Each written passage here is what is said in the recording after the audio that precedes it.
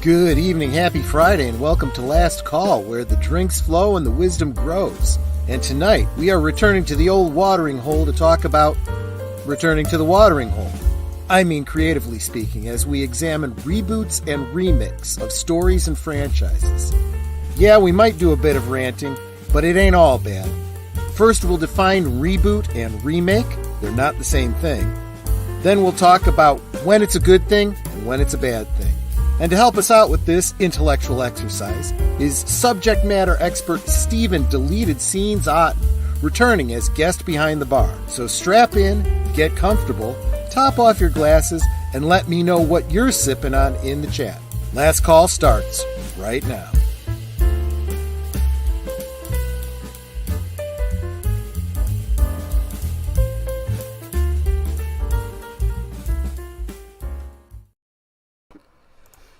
So I want to start out with saying hi to my special guest, Deleted Scenes. How are you doing, my friend? Welcome back, and what are you sipping on? Just realized that my glass is empty. No! The tragedy! Glass? That would be sacrilege. Okay, I'll let you get refilled while I bring in my regular co-host, Agent Boomer. How you doing, my buddy, and what are you sipping on? Well, it's funny you should mention that. I don't work in the morning, so I will be taking part in a libation tonight. I believe that's the expression. An adult beverage? Okay. Well, here's what it is. I got these two stocking stuffers from a family member, and one is a Smirnoff peppermint twist thing. The other is a Bacardi Superior. I think we'll go with the Bacardi. Is that a rum? It is a rum. Well, Bacardi is usually a rum, yeah. It's clear. It's a little bottle. Do I just down the whole thing? Or is that a bad idea? Fun. You could. I would take a little sip, see if you like it that way. Otherwise, I'd mix it with maybe a cola or something. Well, I have a Coke with me, but I figure I'd use that as, what do they call it, a chaser?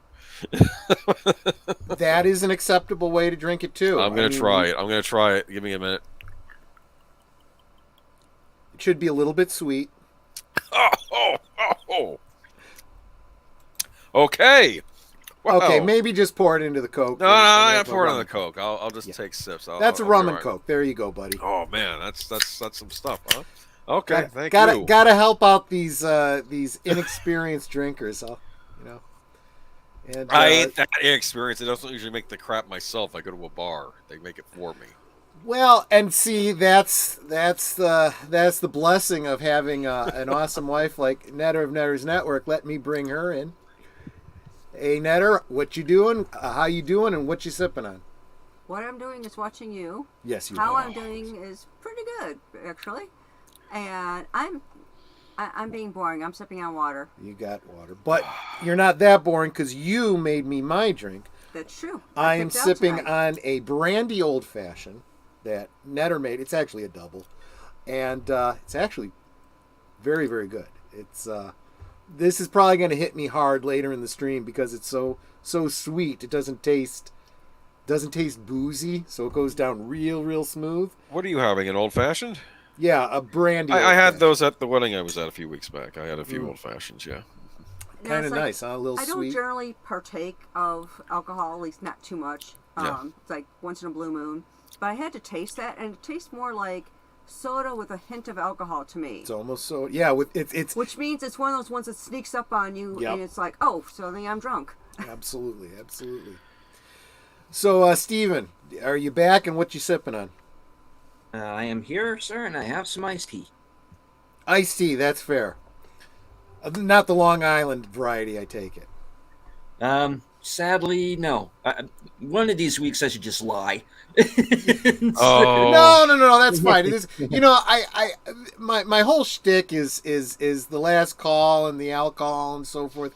But it's got to be made clear that not everyone drinks, and I've had Latino Slant on and others who just don't drink, right? Either it's a stumbling block for them, they've given it up, whatever. That's perfectly fine as long as you're sipping on something. Because, if you're going to be here for 2 hours, you got to at least stay hydrated, right? But, it's a Friday. This is my vice once a week, Real quick, let's say hi to the chat. I've been speaking of nursing your drinks, I've been nursing the chat so that this one didn't go away. First up was Kyle Cullen, who is such an encouraging friend of the channel. He isn't always able to make it here live. He may not actually be here live right now, but if you are, glad to have you with us. Otherwise, I know he'll probably be back tomorrow, watching the stream on repeat, because that's what he does, and he leaves comments, which is incredibly, incredibly encouraging. But he says, John Carpenter's The Thing petrified me a great deal as a kid. I guess remakes are viable. He probably mentions that because it's in my thumbnail for the chat, and we will be talking about that, Kyle, so thanks for bringing that up. And then, of course, go ahead. What were you going to say?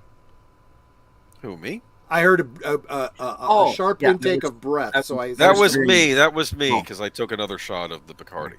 Well, good on you, mate. There you go. Maybe I should be the designated driver this week. Please. That's my job. Yeah, you might have to make sure we all get home safe, Netter. Hail chat. Some rando in the chat is saying hi to everyone there. Matanui, hi. Good to have you here, my friend. Big Al presents. Have a great stream, my friends. Thank you so much. He's going to come hang out with us over on Netter's channel tomorrow as we do a watch party of the 1980, I want to say 85, 86 film. I thought it was 82. Maybe it's a 1980s something film. Early 80s. Nastasia Kinski, Annette O'Toole, Malcolm McDowell, Cat People. So that's on Netter's Network. Her link's in the description, as is Stephen Otten, Deleted Scenes, as is Aged Boomer. And if you want to buy us a drink, that link is in the chat too, or in the description below too. David Pensek. Burp. Oi! Was that the rum and coke I'm drinking, or the Reboots Hollywood churns out? Yeah. Let's just assume it's the drink for now, because we haven't even gotten to the reboots just yet. Can I make a quick comment? Sure. Oh, am I live? I'm sorry. I wanted to say that remakes in Hollywood are nothing new. They were doing them since the beginning. Absolutely. Oh, yeah. Absolutely. Some better than others. Yes. Yeah, we'll definitely be getting to that. I think there's a lot of films that we love that we don't even realize are remakes sometimes. I got one in particular there that I kind of figured you would. That's why you're here earning your keep tonight, Steven. Thank God it's Friday night. Last call. Here's to you, Troy Pacelli, Aged Boomer, and Netter of Netter's Network. Thanks so much, David. You are awesome people. Troy Pacelli, hello, love of my life. I love you too, Netter. You are the Osmoist. Evelyn Hampton. Good evening, everybody. Evelyn Hampton bought me a drink a couple weeks back. Actually, haven't even had a chance to get to Binny's and get myself a Glen Nothing yet. But thanks so much for that, Evelyn. You are good people. Super, super appreciate you. Joshua V. Good evening, guys. Good to see you, my friend. So glad you're here. Guys are all saying hi to each other. I'm simping on the Captain Planet series still. I heard rumor of a movie in the works involving the franchise, but I doubt it'll happen due to politics and the state of Warner Brothers. That's an interesting take. I actually was going to go the opposite route and say I think it's definitely going to happen, but it's going to be turned into something a little bit more modern, environmental, save the universe because man-made global warming. That was just what I assumed. Well, I don't know. They've been trying to make a Captain Planet movie since the series was on, because I remember at the time there was a rumor that they were trying to put Tom Cruise into a Captain Planet movie.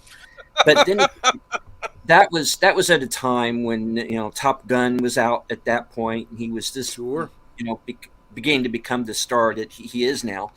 And you got to think he probably got offered the lead in just about every film that came down the pike at that point.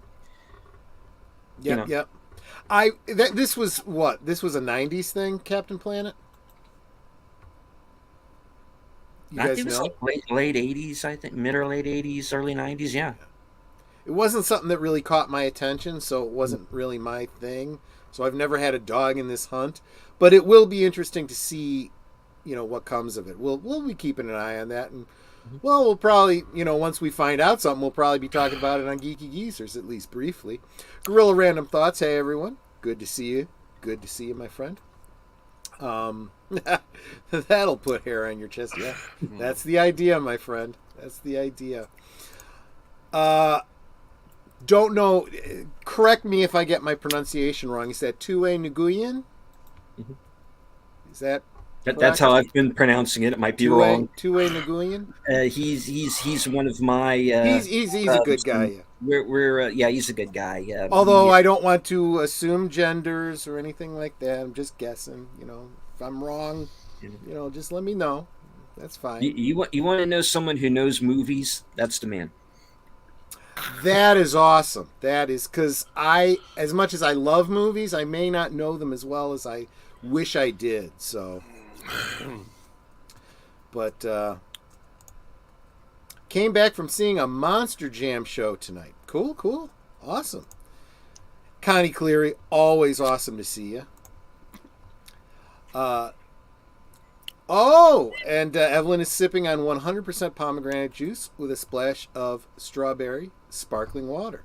That does sound yummy.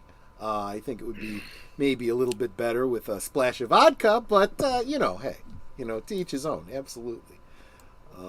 I mean, that's the basis for a good blood wine. Pour a little Everclear in there, and you got yourself the beginnings of a really good Klingon vintage there. Let's see. A lot of people saying hi to each other. Latino Racer won the Monster Jam event tonight. Well, good. I'm glad to hear that. Jumped over a bunch here. Cecil B. DeMille remade his own film. That's right. He absolutely did. The Ten Commandments, right? And didn't Hitchcock remake one of his? He might have done. I think he did. Yeah. Might have done. Thanks so much, Connie. I don't mind pronounce it. It's Tue. Tue Nguyen. Tue Nguyen. That G just throws me, man. But okay, Tue. The G is silent. Mm-hmm. Then why do they put it in? That was like, what was it? Was it Animaniacs with the Peace Psychologist? There was a name. But psychologist, right, exactly. There was a name that I read recently. And oftentimes when you have names that are written in a different alphabet, if you're reading it in Arabic language, Arabic alphabet, you're like, okay, well, it's written phonetically, right? Because if it had been written in Cyrillic or kanji or whatever, I wouldn't know how to read it, right? But yeah, anyway. Tue. How about I just stick to Tue? We'll stick with Tue, and I'll be. Is it okay that we're on first name basis, Tue? You call me Troy, I'll call you Tue. That works for me. Vagrancy Horror. Oh, make sure that you're subscribed to his channel. He's got a video coming out real soon that I'm really looking forward to. We should ask him what the best horror remake is. Oh, good question. Good question. In your opinion, Vagrancy, what or The Vagrant, what is your favorite horror remake? A film that came out and then they remade it. And if you want, what's your least favorite? Because there's been some stinkers there too. So, but okay, I was right. DeMille remade Ten Commandments and was producer on a remake of The Buccaneer. Oh, interesting. There you go. Okay, so let's get into it. So, so general gut instinct. Let's just kind of go around the chat here. Gut instinct. If I say remake or if I say reboot, good thing or a bad thing? No other specifications, just initial gut instinct. Steven. Mm-hmm. Well, my thought has always been, if you're going to remake a movie that was bad or mediocre and make it better. You know, that is a good, solid, yeah. You know, and as far as reboots are concerned, well, what would you consider a reboot? I mean, obviously we know. Okay, I was going to do this in a different order, but okay. we could definitely we could start out there. You know, now, whenever they change James Bonds, do you consider that a reboot? That's an excellent point, and it depends on what the intent there is. Is it the same guy played by a different actor, which is what I tend to believe, or is it something else entirely? Here's what it is. A remake is very clear.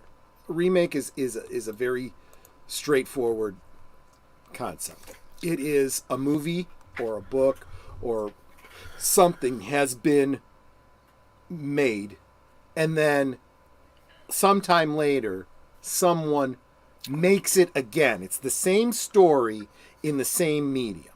Okay, so a great example, I think one of the earliest examples, at least in film, is there was a silent film of Frankenstein that was made. It was actually lost for a long time. And what? Well, I don't want to interject you while you're telling your story. Sorry. No. If you think I'm choosing a bad example. Here's what I'm going to say. In the instance of something like Frankenstein, is it simply just another adaptation since it's a novel? That's what I'm bringing up. You make an excellent point, because this is a distinction that I think a lot of directors and filmmakers have made when they say, no, I'm not remaking that previous film. I'm actually going back to the original source material and doing my own interpretation. So in other words, Dune would be a great example. Yeah. Everyone who is making a Dune film is saying, no, I'm going back to the original novel. So that was true with David Lynch. That was true with the sci-fi version, and the Vinny Villeneuve. They're doing their own adaptation of the same source, right? Although I would argue that both the sci-fi film and Villeneuve were at least influenced by David Lynch. They weren't remaking him, but there's definitely some things that they pulled in that came from David Lynch. Right. Purely from his version that wasn't in the book, so just pointing that out. So you make a great point there. So what would be a good example of a pure remake? The one that comes to mind would be, never mind. Crap, that doesn't work either. Maybe the Brendan Fraser Mummy movie. That was a pure remake of the 1930s. That was an original property owned by Universal. That wasn't based on a book. That was originally written for the screen. But it was so different that I'm not even sure it quite classifies as a remake. No, I don't want to do. We're gonna go King Kong, I'm sure, at some point. I'm trying to think of The Fly. There's one. There you go. The Fly is a great example. The Fly isn't based on something else. There was the original film with Vincent Price and whomever else was in it. I forget. And then it was remade with, although they changed the names of the characters, but it was clearly a remake, a reimagining, if you will. But and I'm sorry, Stephen. We'll come back to what you were saying, because I know you were in the middle of a thought. But because of your because of your there I go thoughting again. Yeah, I had a thunk and I forgot to hold on to Is it. it turning into "Oh Brother, Where Art Thou" now? Oh, brother, let's go down. No, Well, there are those that say that "Oh Brother, Where Art Thou" is Ulysses or it's certainly Yeah, I've heard inspired that. by Yeah. the Odyssey. Absolutely, the Odyssey. absolutely. Mm. It's kind of a pastiche of it because it's like telling it in a different way, in a different setting. So I did want to share a quote with you. The quote is remakes should be made of movies that aren't very good. That gives you the chance to fix whatever has gone wrong. And that quote is from Thomas, and I'm afraid I'm going to mess this up, Alfredson. He was the creator of the original Let the Right One In. Yeah. I'm not Andre from Midnight's Edge, so I can't say it, and it's Well, yeah. now we're talking about something else. Are you talking about the remake of the Let the Right One In called Let Me In? I think it was called. Mm-hmm. This, I hate to say this is going to sound terrible, but sometimes movies get remade that are foreign language into English because as a means for the American audience that doesn't want to read subtitles. I often think that's the case. So yes. That's almost a different kind of remake. That's remaking a foreign language film for. And I think there's a definite argument to be made for that might be why it was done. Yeah. One could also make the argument that you don't have the creativity to come up with your own thing, so you're stealing someone else's, and by doing it with a foreign film, you could say it's different enough that it's okay to get away with. But there's a perfect example of a bad remake, a remake that never should have happened. Right. Because the original was so good, so nuanced, and the remake was literally 180 degrees the opposite. It's like everything that was done in the original was done opposite in the other. Mm-hmm. Right? The nature of the relationships between the characters were opposite, right? In one, you have a character who has a pretty happy childhood. He likes his parents. They get along well. At breakfast, he's joking around with his mom. Then you go to the other one, and you got bad relationship and dysfunction and so forth, and this explains why and everything. It's like, I mean, there's plenty of commentaries out there about Let the Right One In and Let Me In. I have both on DVD because I'm a completist, but the American remake is a, as far as I'm concerned, a DVD extra that I'm never going to watch again. It really just, But I'm sorry. Let's go back to what Stephen was saying. You basically had the same concept as Alfredson did. As to why a remake should occur. Okay. Well, maybe he might want to reconsider redoing the Snowman. Oh no! Oh, that was awful. The Snowman. Well, it was never finished. It was the thing.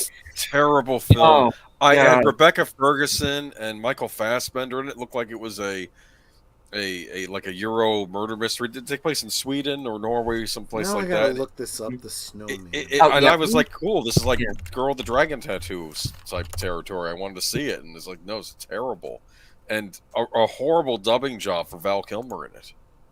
Didn't even sound like him. It was just because I guess at that point his voice was going. But yeah, this looks terrible. It sounded like Dolph Lundgren. It's horrible. Yeah. Horrible movie. Oh. But yeah, it's a shame because J.K. Simmons is in it. The cast is fine. I'm not attacking the cast. Chloe Sevigny, I like her. Yeah. I mean, it had a good cast. It just the movie itself was just no. Because what happened with the Snowman was that it was not completed. they essentially stitched together. And I brought this movie up actually during the Blue Milk stream, and yeah, and I don't remember much of that. I'd had too much hard blue milk. There was that, and then I went off on my my epic rant against Disney. But you know, but along the way, I brought up, and rightly so. I brought up the snowman. And what happened was that the snowman was not finished. There were scenes that they intended to shoot that they never did for whatever reason, either budget or whatever happened. But when you're filming a murder mystery where you have to go step by step and everything has to make sense, but there are pieces missing. Yeah. And you can't solve the mystery. When they get to the reveal of the killer, it's not like, aha, everything tracks. It made sense. It's that guy. It happens. I think, let me interrupt you real quick, Stephen. Go ahead. There is, I think there's going to be a common thread through all of this. That if I don't mention it now and everyone has it in their mind, I think it's going to get lost. There is an element of storytelling. And I do feel that, on the one hand, a good remake done by, someone with a real vision can elevate what they're doing. But I think too many remakes are done by people that probably aren't talented enough to come up with their own ideas. So they're stealing someone else's and they're doing an inferior copy of something. I think that's something that happens very, very commonly. And going back to my previous example, I'm going to just describe one series of scenes. Let the right one in. There's this great scene where, for those of you that don't know what the story is about, it's about think like Interview with a Vampire. A little girl who becomes a vampire. She's hundreds of years old. She's mature adult in mind, but in body she's a child. And she kind of, because of the nature of being a vampire and having the aspect of a child, is pretty limited in her ability to care for herself. She needs a Renfield type, a human that can help take care of her. And there's a scene where because she's an undead creature, she's walking through the snow in bare feet. And they don't really focus on it much, except you see her walk into, I think it was a hospital, and you see her walk across the screen and go up to the front desk or whatever, barefooted. They don't focus on it too much, but it still kind of registers in your mind. This is not something you expect to see. A little girl in the middle of winter who comes in from the outside, she's barefoot, right? The remake constantly focuses on her feet. So you see her walking in the snow with bare feet. You see her walking, leaving footprints. It's like another scene where she's on the jungle gym and they're focused on her feet. It's like, look, see, bare feet. It's like, you don't have to spoon feed the audience. If you have to spoon feed the audience, that's what they think of the American audience. They have to be spoon fed. Yeah, that's what's going on. They think we're stupid. We can't read the subtitles on a foreign language movie, so you have to, and of course you have to have the feet dangling every 2 seconds. Yes, I know. It's just, that's how they see the American, whoever was making that. I understand there is a segment of audience that's like that. Well, I don't want to have to read a movie. Fine, learn the friggin' language then.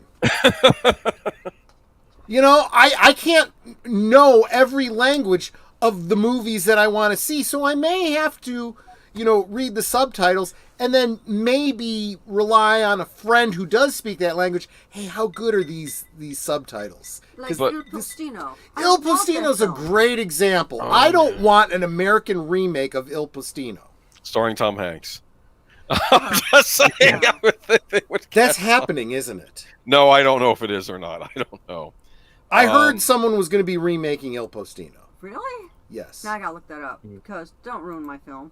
I know, right? I'm That trying or to think King of Masks. It's done in Chinese with There's a no remake subtitles. for it. Or, I mean, there's a remake for it. There's a reason for it, right?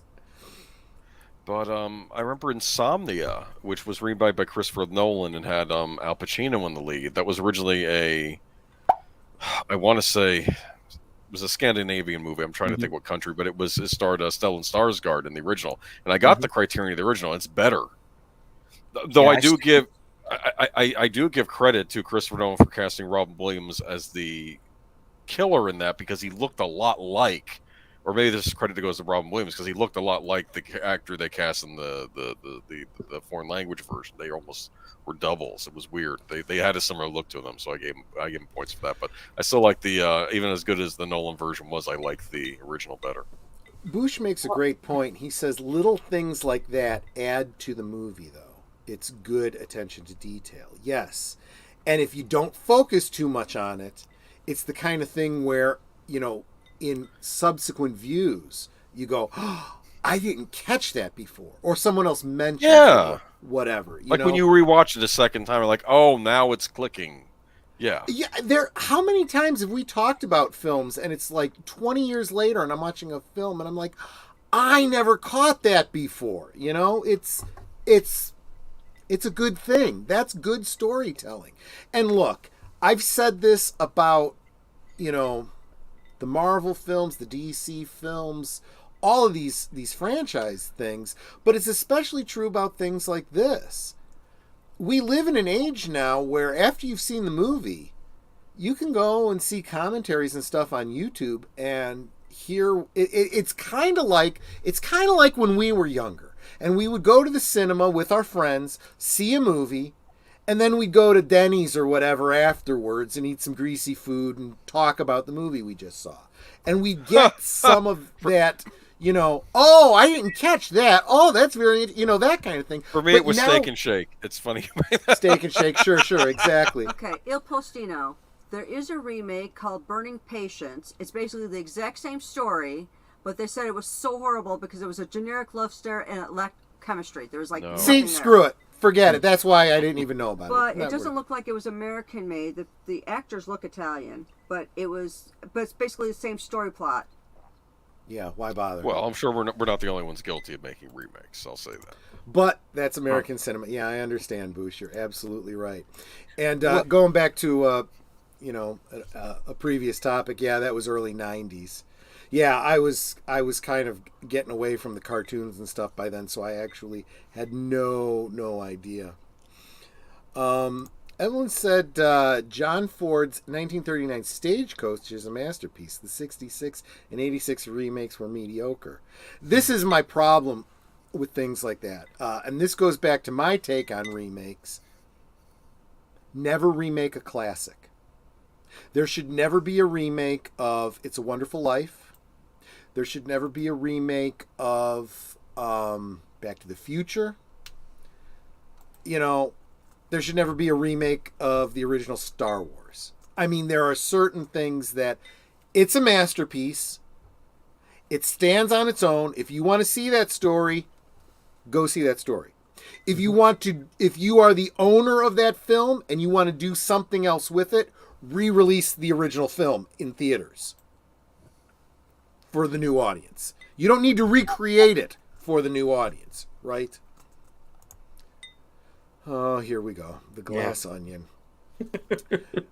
Beat the audience over the head, then spent 45 minutes pointing out things we just saw, and then retconning other things. Terrible film. Oh, but see, I heard it was such a good movie. It was a triumph. It's up for Best Adapted Screenplay. Call back to deleted scenes was on my Fuck Ryan Johnson. We're more than 15 minutes into this already. Well, they're in love with Ryan Johnson for some reason, and I guess Looper was a fluke or something, because that Looper sucked too.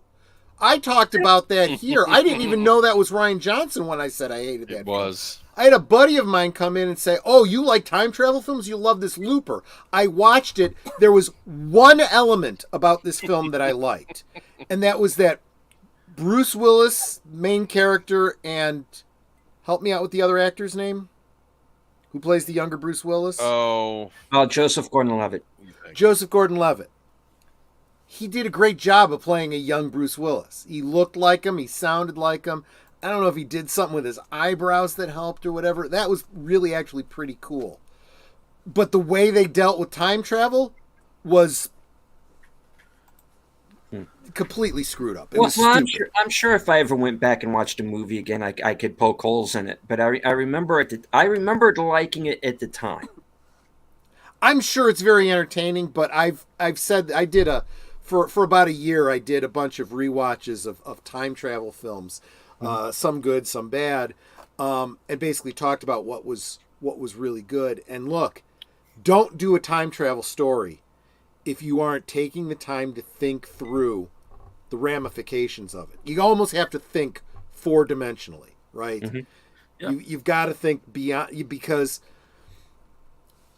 you got to lay out what your rules for time travel are, and those rules have got to make logical sense. And a couple of the movies that I said were spot on with time travel was Primer and Time Traveler's Wife.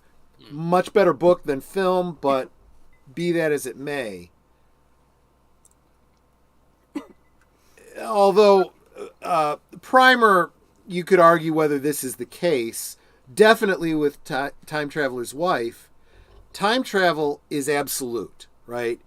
You don't get to change anything, right? It is what it is, and if you go back in time, you're just playing your role that already occurred. You can't change anything, which is a very interesting way of keeping your continuity. If you start going down the whole alternate universe thing and whatnot, well, that's great. Now you're in an alternate universe. You still haven't changed anything. You're in a different universe, and everybody that you knew and loved is in another universe, and you'll never see them again. These are all new people now from this point on. Sorry, got off on a tangent, but just to say that actually, you know what another good one was, and it's a remake. The Time Machine. It wasn't a good movie. The remake was not a good movie. You're talking about the one with Guy Pearce? Yes. I liked the explanation for time travel in that. Exactly. Exactly. That's what I was getting at. It wasn't better than the original time travel film. But I like the fact that the Morlock says that you are the reason why your wife dies is because you always need a reason to create the time machine. So she always has to die. And I thought that was if she doesn't die, if you succeeded, yes, you never would have created the time machine. Right. And I like Jeremy Irons as the Morlock telling him that. That was good. I mean, I've read the book. I love the original H.G. Wells book, but awesome, that was interesting. That's exactly, and that's another great example of doing something different with your remake. But again, we're talking about an adaptation, and the adaptation's always going to be compared back. But this is where things get confusing. Was that time machine really an adaptation of the H.G. Wells novels, or was it trying to remake that one from the 60s? Because it had kind of a similar sentiment with, I don't know, maybe. Either way, it kind of did where it gets neither. tricky. If either way, it didn't really do either. For instance, there's a difference between Mary Shelley's Frankenstein, which is not a remake of the Universal Frankenstein, rather than if they'd ever decided to do their you make an excellent Dark point. Universe, and they do about, look Karloff-esque Frankenstein. That's a different story. When you're talking Universal monsters, you're talking about their particular brand of an adaptation of a public domain story. Dracula, Frankenstein, whatever. And once they create their own elements that makes it uniquely their own, that's their Universal, version, and then any other company can go out there and make a Dracula film and Frankenstein film. They have, because they are drawing from, a public domain story, but you can't use the trappings that are uniquely Universal, or you'll get sued. Your creature can't be, flat head with bolts in his neck, and that specific look is unique to Universal. Yes, it is. Doesn't come from the novel. Nope. There's other elements that they change from, that Universal changed from the novel, that but yeah, there you go. But so those are, and this is remakes, right? This is when you take a story that's previous, and going back to the very first comment here. I don't know if I can still get back to it or not. Yeah, Kyle was talking about John Carpenter's The Thing, right? Which is a remake of the I don't know what it was, 50 something Thing from Another World, right? It's a remake, but it's very, very different, and it elevates the story, right? Mm-hmm. It's also a story it's also a remake taking place decades later, about 30 years later. Right? And I do want to say something too. John Carpenter loved the original movie. Yeah.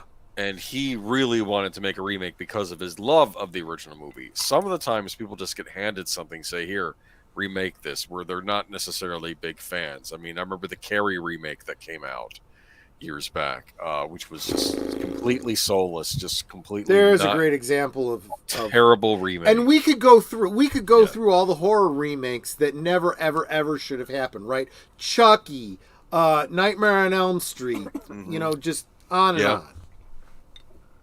If you like those movies, go watch the original, Yeah. But now let's pivot it a little bit. Let's talk about the reboot, right? The reboot happens when you don't want to do a remake, right? And see, this is the problem. I think people tend to refer to remakes as reboots, right? And you kind of stretch in the remake if that's the case. I would argue that... okay. I would argue that Battlestar Galactica, now we're going to a TV series, okay? Yeah.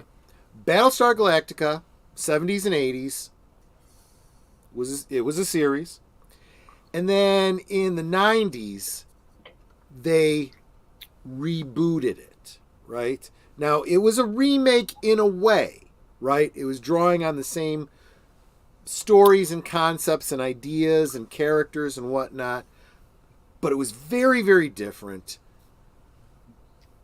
And it was kind of telling a different story, almost in a different timeline, so to speak. And in fact, the way, spoiler for, Battlestar Galactica, it kind of implies that it takes place in a recycling history. What's happened before will happen again and whatnot. So maybe it is a prequel in a way to the old, Battlestar Galactica, maybe, sort of. But that's more of a reboot. It's hard to call that a remake because it is so much its own thing and not directly compatible. The Starbuck in that is not the same Starbuck. It's not... You can't think of it as the same character. Right.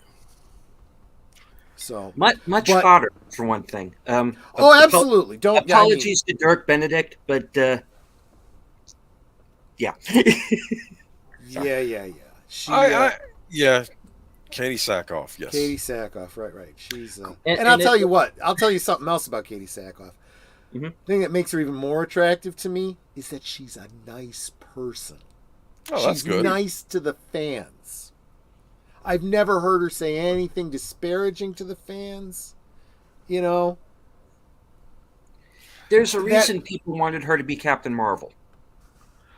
Oh, she would have been great as Captain Marvel. I'm not kidding.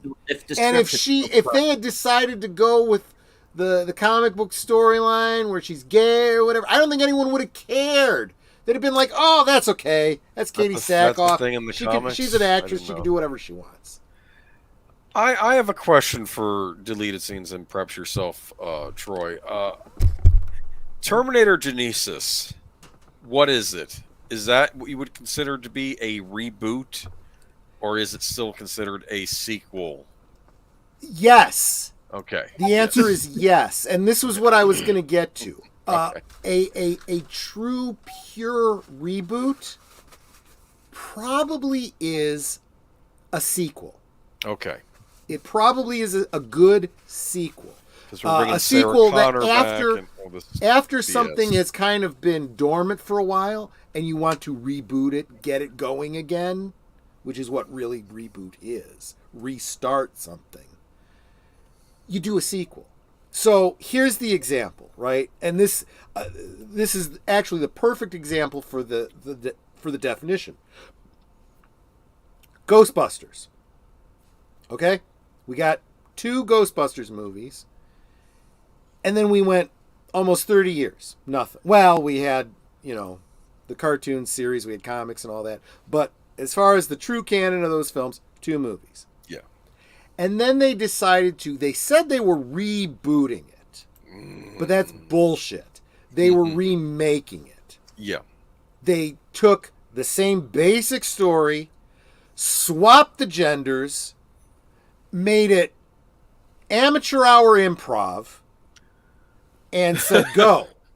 And it sucked. And it bombed in the theaters. They lost money on it. The toys didn't sell.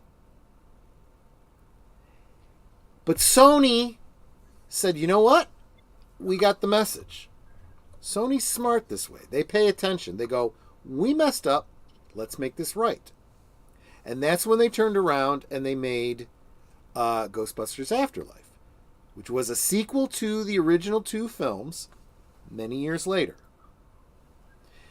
And what I've constantly said I find interesting is there are elements, if you really want to dig into it, if you're this hardcore a fan of Ghostbusters Afterlife, where you look at it and you go, there's nothing about this movie that puts the video game out of canon. A lot of things in the animated series could still be canon. There's a lot of things there. They were very, very clever and shrewd. And I don't think they're ever going to do anything that's going to all over that.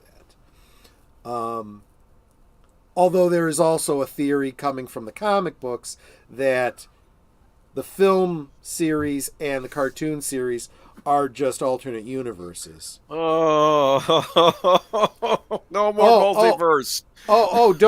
Don't. Well, but it kind of works with Ghostbusters when you start talking about the particle theory and Schrodinger and all that kind of stuff. Don't cross the streams, or I don't know, exactly the cross rip and dimensional, So there is a distinct implication that ghosts are extraplanar creatures.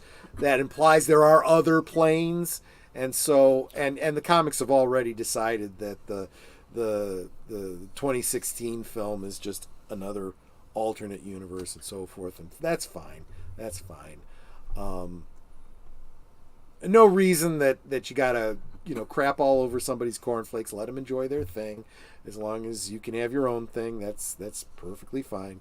But that is. I would say that Ghostbusters Afterlife is a perfect example of a reboot. It was, hey, it's been 30 years, a whole generation later. If you want to see what went before, you can, get the DVDs or whatever. But we're telling a sequel, but you don't have to have seen the sequel to know what's going on. With new characters getting introduced to this world, it's kind of succeeding where Terminator Genesis failed, where you have it be Sarah Connor again and Arnold and Look, and then John Connor is the villain. Right. I hold up Afterlife as a perfect example of a awesome reboot, right? Because it does what it needs to do. It doesn't try to fill in, the past 30 years. It doesn't go back and tell a story from 30 years ago with CGI youngified actors or anything like that. It acknowledges this is where we are in history. We're on a new generation. These are the characters. There's a handoff of the story. It's what it always should have been, right? Nobody cared that we had a black actress or a female Ghostbuster or any of that stuff. Nobody cared about that. We just wanted there to be an acknowledgement that what happened before happened before. And sure enough, you see the granddaughter going on YouTube, looking up an old video of her grandfather, to learn what happened, to kind of figure out what's going on now. That is the acknowledgement, to the fans. Yep, your story happened, and this is the continuing story. And everyone's like, go for it, Oh, it sucks that Harold Ramis is dead. Oh, but look at that. His character is basically, still there. And not only do they show him as a ghost, but they show him as a ghost the way they showed ghosts in Ghostbusters. Yeah. Right? Where he doesn't look quite human. You never hear him talk. You only ever heard ghosts talk in the cartoon. You never heard him talk in the original Ghostbusters, right? Well, I don't know. Who was the villain in part 2? The Vigo the Carpathian. Vigo the Carpathian. He talked. He was more than a ghost, though. Okay. He was a class 5. He was almost a god. Fair enough. Yeah. And he was a diehard villain, so that's good. Which makes him Ghost of Christmas Past, I guess. Stay away from that elevator shaft. Yeah. Right, Vigo's not a ghost. I get you, Bush McFadden. I don't know. Yeah. I was just... Well, he kind of is, but again, it's all that plainer stuff. It's a ghost of the spirit of a human being that has been elevated, like a sorcerer ghost, like a lich or something. I don't know. kind of like a lich or something like that. Yeah. I always took it as he was trapped, kind of between dimensions, I guess. Okay, that makes in more sense. In that painting, yeah. That makes sense, actually, now that you think about it. He was just stuck in that painting. Okay. Yeah. But he had powers far beyond what you saw in level 3 ghosts and whatnot. So what is Hollywood's doing now? Are they still on the remake kick? I know they were for a long time, and it was driving me up a wall, because I'm not against remakes. I'm against remakes that are just bad films, and we were getting too many remakes that were bad films, and that was what my problem is with them. Sorry, I went off on a tangent there. What's your thought on that, Stephen? No, Boomer's absolutely right. I stayed away from a lot of them. I just, a remake of Poltergeist. Why? I can't go there. I'd rather just stay home and watch the original movie. And what invariably happens? These films fail. They don't do well. This should tell Hollywood, stay away from the remakes. The only time you do a remake is if you can elevate it, right? Like I said with The Thing. Mm-hmm. That's a great example of elevating the storytelling. And you don't do it, 10 years later, you do it 30 years later. Mm-hmm. The other example that I had in the thumbnail was King Kong, right? So we had King Kong in, what was it, 1930 something or other, right? 33. 33, thank you. Then they remade it in 76, and it was a very different film. It was very much of its time, right? They go to Skull Island, but they're doing it because they're looking for oil, and they don't find any oil, but they find Kong, so they bring Kong back on the Exxon Valdez or whatever, and instead of the the Chrysler. No, it was the Empire State Building. The first movie. Instead of the Empire State Building, it's the Twin Towers because Twin Towers had just been opened, right? So it was different. And then they remade it again. Peter Jackson remade it, but he went back to the 30s setting, right? So it was a kind of a more faithful remake of the original film. Was it necessary? I don't know. I mean, I think a lot of people are like, well, I could just go see the original too. I mean, what's the, and I mean, is the Peter Jackson film in any way related to Kong Skull Island? No. Kong Skull Island kind of references the storyline of either the original 30s or the Peter Jackson, but obliquely. So that could be. They said that was a real screw up on Warner Media's marketing of Kong Skull Island because people didn't realize it was set in the universe established by the Godzilla remake. They thought it was like, is this a follow up to the Jackson movie? Like nobody knew what that movie was, and that was just they weren't clear on where that thing fell unless you actually went to see it yourself. You had no idea. Yeah. Well, that's David makes an excellent point. Mego really has so far only ever licensed original properties. They've done Freddy Krueger, but they haven't done the remake Freddy Krueger. They've done Candyman, but not the remake Candyman or whatever, the reboot or whatever. All of them. Phantom of the Opera. Well, yeah, they've only done the Lon Chaney. So far, they've mostly stuck to Universal, with the exception that they have gotten a license to do some of the Hammer stuff too. So you'll get like the Universal Frankenstein. They've got like 3 or 4 versions of him, but then they've also done the Hammer version. Interesting note on Hammer: they did do a remake of The Mummy that was officially okayed by Universal. It was a remake of not the Imhotep mummy movie, the follow-up ones with Karis the Mummy, like The Mummy's Hand. Their mummy movie was actually a remake of those, like the subsequent black and white mummy movies that Universal made. And they were allowed the likeness of the Karloff Frankenstein for Evil of Frankenstein, even though it was kind of a one-off. Even though that's not really a remake of the Karloff Frankenstein movie, but they were allowed to use the the spokes on the side. But before that, they were like, Universal's like, we will sue you if you come anywhere close to making your Frankenstein look like ours. But I think that was one of those situations where they kind of realized, you know what? Maybe working together might be better. That's what happened later on. They decided, let's work with Hammer and allow them some of our stuff. Want to say hi to PJ from Orville Nation, coming by to say hi.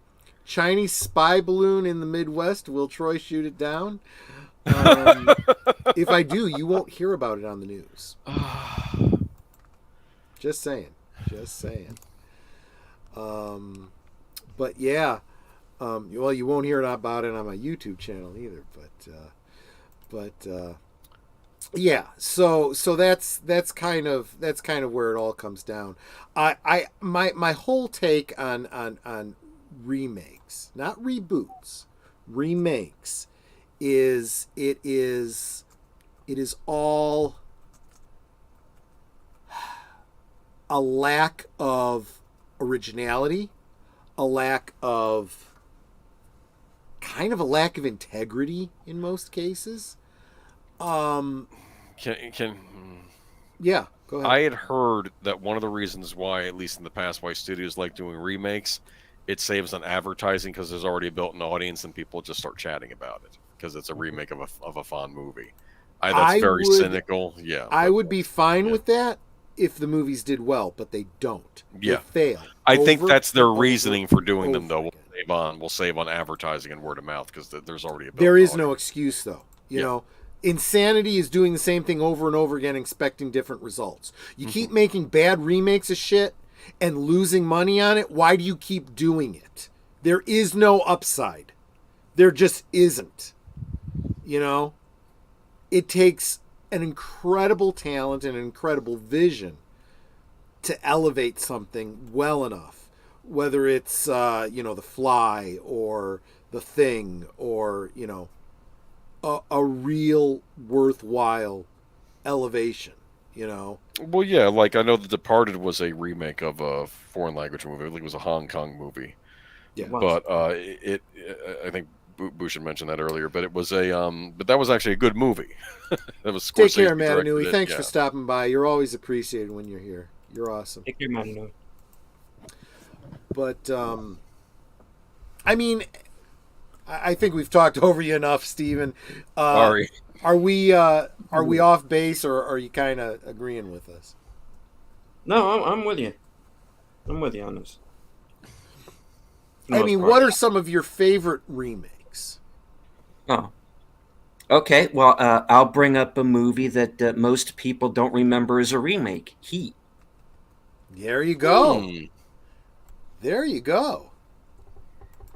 Heat. That is a good movie. You cannot argue that's a great movie. Very good, yeah. And it's actually a remake of a TV movie called L.A. Takedown, which if you look for it on YouTube, you can actually find. It's on YouTube, yeah. It's and on its own, it's actually not bad. It pretty much beat for beat follows the same story that he does. It just gets there a little bit quicker. Yep. But it's real got quick, a lot. I wanted to say hi to Tim Hayes too, who stopped by. Thanks for being here, buddy. I super appreciate seeing you here.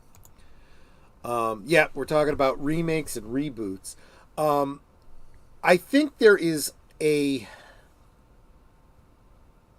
something to be said for the concept of a reboot, because it is, if it's not a remake, if it's done well as a sequel, it is ordinarily a studio or whatever acknowledging we have a property that people love that we can still do something with.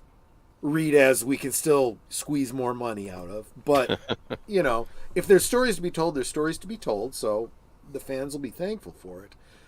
And if it's done well and with respect, Top Gun Maverick, another example, of a great, many, many years later sequel that reboots a franchise and makes you go, okay, I'd like to see a sequel to this. Let's keep going. That's good.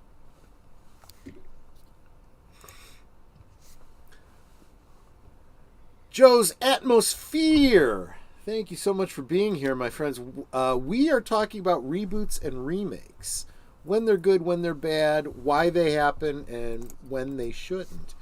But even the reboots sometimes are ill-advised, we'll say. We've seen a lot of those in the past decade or so.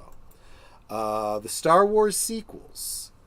The what was the Willow series? Velma. That I don't even count. That is not even a that is a parody. That is a parody of. Yeah, but the trouble is, it's not a parody because it's officially licensed under the Scooby-Doo. It's using the Scooby-Doo character names. You can parody yourself. If it was like Belma, or even if they just changed it like something else and just, okay, this is obviously alluding to Scooby-Doo, but it's not Scooby-Doo. Nobody and there's a place for that. Yeah. Nobody believes that this is a reboot or remake or canon of Scooby-Doo. It just isn't. Just because it's licensed by the company doesn't mean anything. It is a parody. Right. It is a horrible parody. It is unfunny. It is just mean-spirited and crappy. And nobody believes that this is actually the Scooby-Doo, of any other version. No, because it's a TV show that is about the psychological and sexual hang-ups of Mindy Kaling. That's all it is. And I'm sorry to put it so bluntly, but that's what a lot of these shows are. That's what She-Hulk was. Oh, yikes. I mean, this if she had just come out and made something called, the young Mindy Mysteries, no one would care. Yep. But you put these classic characters from our childhood, Mm-hmm. and you do this to them while trying to make your little woke brownie points at the same time. Who is this for? This is for 5 people in LA outside Yeah. of their therapist office. That's it. Yeah. Yeah, there's really nobody who I've heard that likes this, except for some people that follow her on Twitter, her friends basically. Mm-hmm. But I really quick want to say hi, Pacific 414. Please subscribe. He is good people. He is a once and hopefully future guest on this stream. Hoping to get him back sometime real soon. I'm hoping maybe to get a guest spot on his channel too in the near future. Gonna confirm some plans that we've talked about in the near future, hopefully. But and in current events, apparently there's 2 Chinese weather balloons now. There's 2 over the now? US. Yeah, we are the laughing stock of the world as far as our military goes. Did you hear the other Root thing back earlier 1,000. today? That they found there's like a police station in New York that turned out to be entirely Chinese agents. Yep. Wow. Yeah, I heard about that. That it kind of, and to go off a little bit off the reservation again, that reminded me of that sequence in Blade Runner, not in the film, in the book, where Deckard gets arrested, and he's taken to a police station that he's never seen before. And under interrogation, he's told, you're an android. We arrested you because you're an android. You just don't remember because your memories have been wiped. And it turns out that everyone that he has met in this police station actually is an android. And what they do is they pull people off of the street at random just to kind of, F with their heads, And yeah, that's kind of what it reminds me of. Careful, you're going to get canceled. Ho, ho, ho, we launched another Baroon and they do nothing. Ho, ho, yeah. Oh, my goodness. That's kind of right. That is kind of right. So, those of you that want to keep abreast of these military current events, whether it's China or Ukraine or whatever, I highly recommend a YouTube channel called the Duran. They are incredibly insightful, far more so than anything you're going to find in mainstream media. They are analytical. They are, for the most part, very neutral. They take the evidence and they present it and they evaluate it based on observation. Not what they wish to be true, not what, unreliable sources are saying, regardless of who they might be. Definitely a great channel to look into. We've kind of gotten a little sidetracked here, though. Yeah, so, sorry. So yeah. So there also has to be, and we've talked about this on many of our channels, when we talk about a reboot, right? You're a new writer, you're a new director, you're a new generation of filmmaker that is being given the keys to a kingdom, and you need to take responsibility for it. You are being entrusted with something. At the very bare minimum, you are being entrusted with the investment of the IP owner, the financial value of this property, right? So, when you're J.J. Abrams, Kathleen Kennedy, whomever, and you are given the opportunity to work on Star Wars, you are taking responsibility for a property that a company spent $4.5 billion on. And you are expected by the shareholders to continue the story in such a way that it continues to make money and people continue to love it. And they continue to sell toys and lunchboxes and t-shirts and costumes and props and soap board games. dishes. And and video games, right? I was thinking board games. Remember? They used to think board. As a matter of fact, What you got there? What's he getting? you mean like this? What? This isn't the original though. This is the remake with the Tarkin action figure.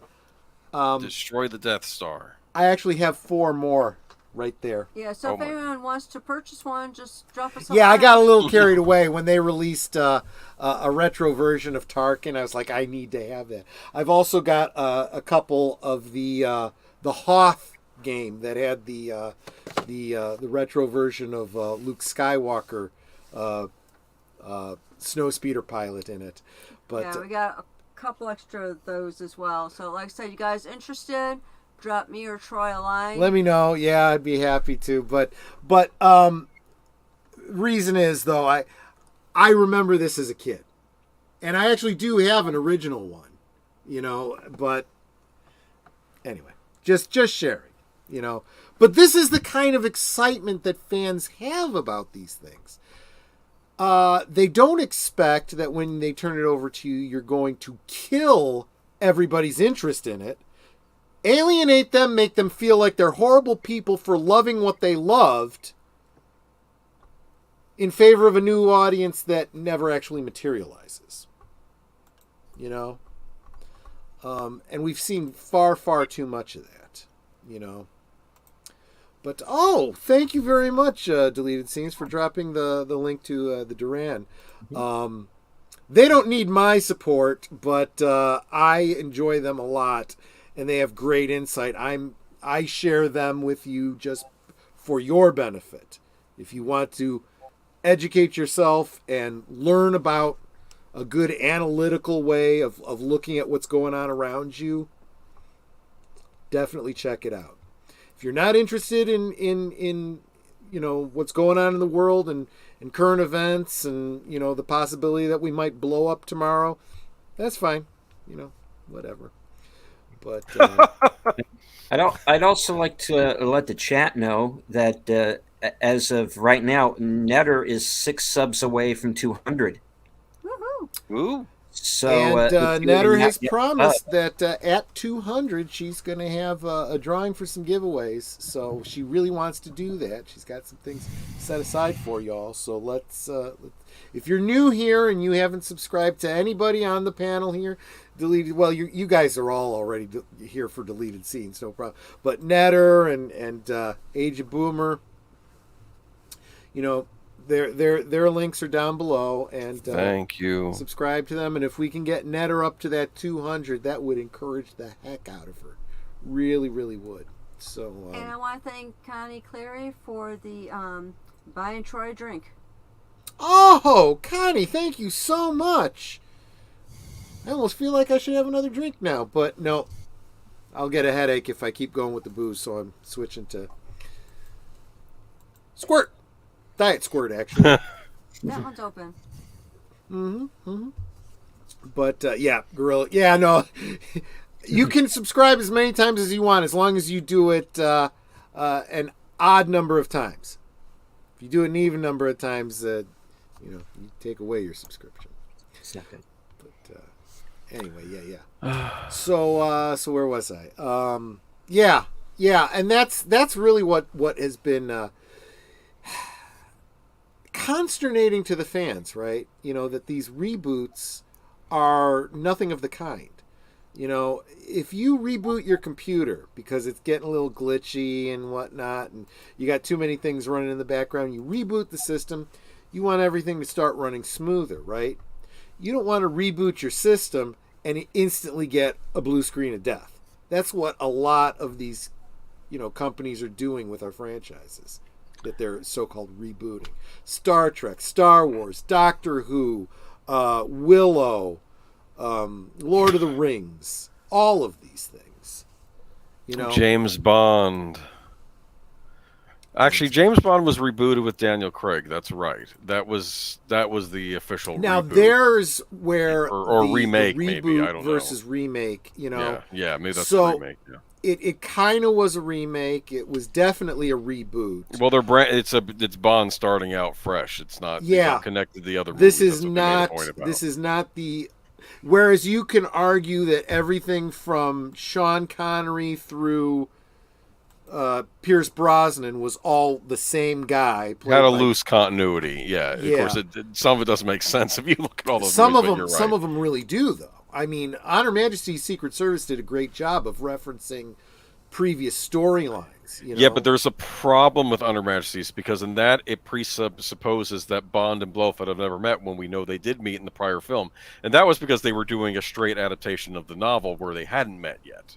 Yeah. Because they did the novels out of order when they made those original movies. I thought they were going to fix that when they rebooted with Craig, but that's not what happened. But that isn't even at all where they were going with it. I thought they were just going to do all the novels over again, make movies truer to the novels, and that would have been nice, and that's what I was hoping for. Yeah. I'd like to see that.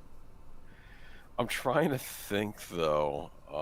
No, but there was actually a great reference in one of the Roger Moore movies where he's standing by the grave of his deceased wife. Oh, that's a callback to On Her Majesty's Secret Service at the beginning of the movie. Yeah. Exactly. And I love that. And you know who, and I've mentioned this on previous streams, and somebody make a note. I'm making this reference at 10:18 so that I can go back and in the comments reference it. But I've mentioned before that Retro Blasting did a video talking about Indiana Jones. Well, he's done a lot of videos about Indiana Jones, but one in particular, he was talking about how he doesn't even care what happens with the next Indiana Jones, because he feels that Indiana Jones went off the rail, believe it or not, with Last Crusade. Last Crusade was a great film, but it was at that point that they decided that I almost said James Bond again, that Indiana Jones was not going to be like James Bond in that it would be the same character played by different actors. They were tying themselves to it always has to be Harrison Ford to be Indiana Jones. Once they did that, you no longer could have the forever ongoing, telling different stories with the same character anymore. Now he's getting older, and we're going to watch him get older, and Yeah, but that's the point where I'd have to disagree with you there, Troy, because I'm not sure where you're getting that they decided it was going to be Harrison Ford forever after Last Crusade. I always took Last Crusade as that was it. That was the ending. He literally rides off into the sunset. Story over. Well, there's that too. Yes. Yeah. But unfortunately it wasn't. And they continued on after that. Right. I had heard a rumor, or they even I think it was even in an interview with Spielberg and Lucas, that they originally planned Temple of Doom as a remake of Raiders, which is bizarre to me because Raiders had only come out a few years earlier, but then they decided to make it a sequel instead. If that makes any sense, but I might. But it was actually a prequel. Yeah. So never mind. Yeah. Okay. Yeah. No, the original idea had been that it was going to be like the old serials of the 30s and 40s, where each movie would just be another story of Indiana Jones looking for another artifact. Maybe he fights the Nazis, maybe he fights somebody else, some other archaeologist, whatever. But they pretty much decided, no, we're going to stick with Harrison Ford, and then we're going to move it up into the 50s with the aliens, and now we're moving it into the, I don't know, whatever, and now we're going to do time travel and flea bags, and I don't know, whatever the hell else. And at this point, it's like, okay, never mind, forget it. You've lost the script, guys. You really, really have.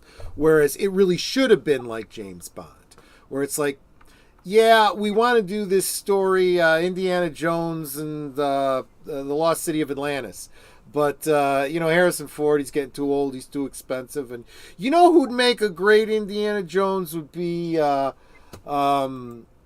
Chris Pratt. He'd be a good one. Let's get him. Let's have him be James Bond for a while.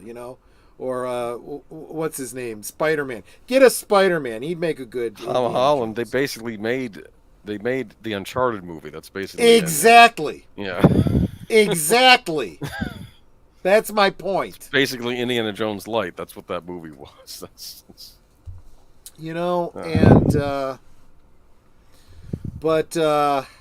Yeah, it's because look at Lara Croft. What's Lara Croft? They couldn't get the rights to do Indiana Jones, so they're like, you know what? We'll make it another archaeologist. Hell, we'll make it a woman. It's definitely not Indiana Jones. It's someone else entirely. What? Come up with another name. Lara Croft. Okay, Lara Croft. Yeah, we'll tell that story. Because honestly, you take Lara Croft, you could easily tell that same story with Indiana Jones. No problem. Or Congo. Yeah. Congo. He seeks support as scientists trying. Actually, no, they wouldn't have had that back in the 30s. The talking sign language gorilla with the audio. That probably wouldn't have existed back then. Never mind. But my point is though that you got to think through, and this is the exactly Congo. I had to get that in. Absolutely. I like it. We're going to be doing that on Birdman. If we say Congo enough times, does that mean that Tom Connors is going to show up? Yeah, and that's another good point.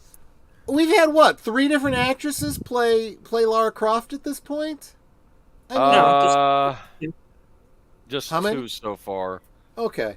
But we'll be getting a third with whatever. Oh yeah, we're getting the Fleabag version, right? Okay.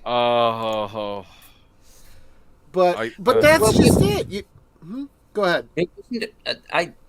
Maybe I'm wrong. But wasn't there supposed to be like an animated version? There was actually. No, he's right.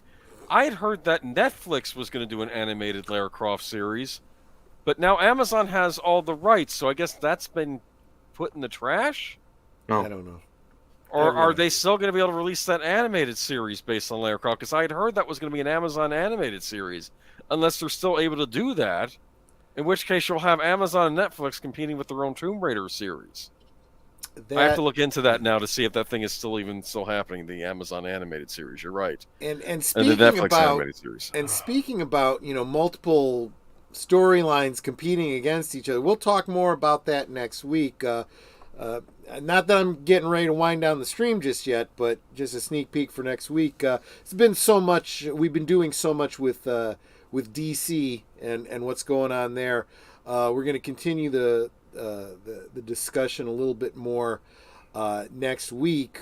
We're having back guest bartender. He's really a bartender in real life. Joker Voice will be returning to talk a little bit about our gut instincts on the Revelations by James Gunn and the Chapter 1 of the DC Universe.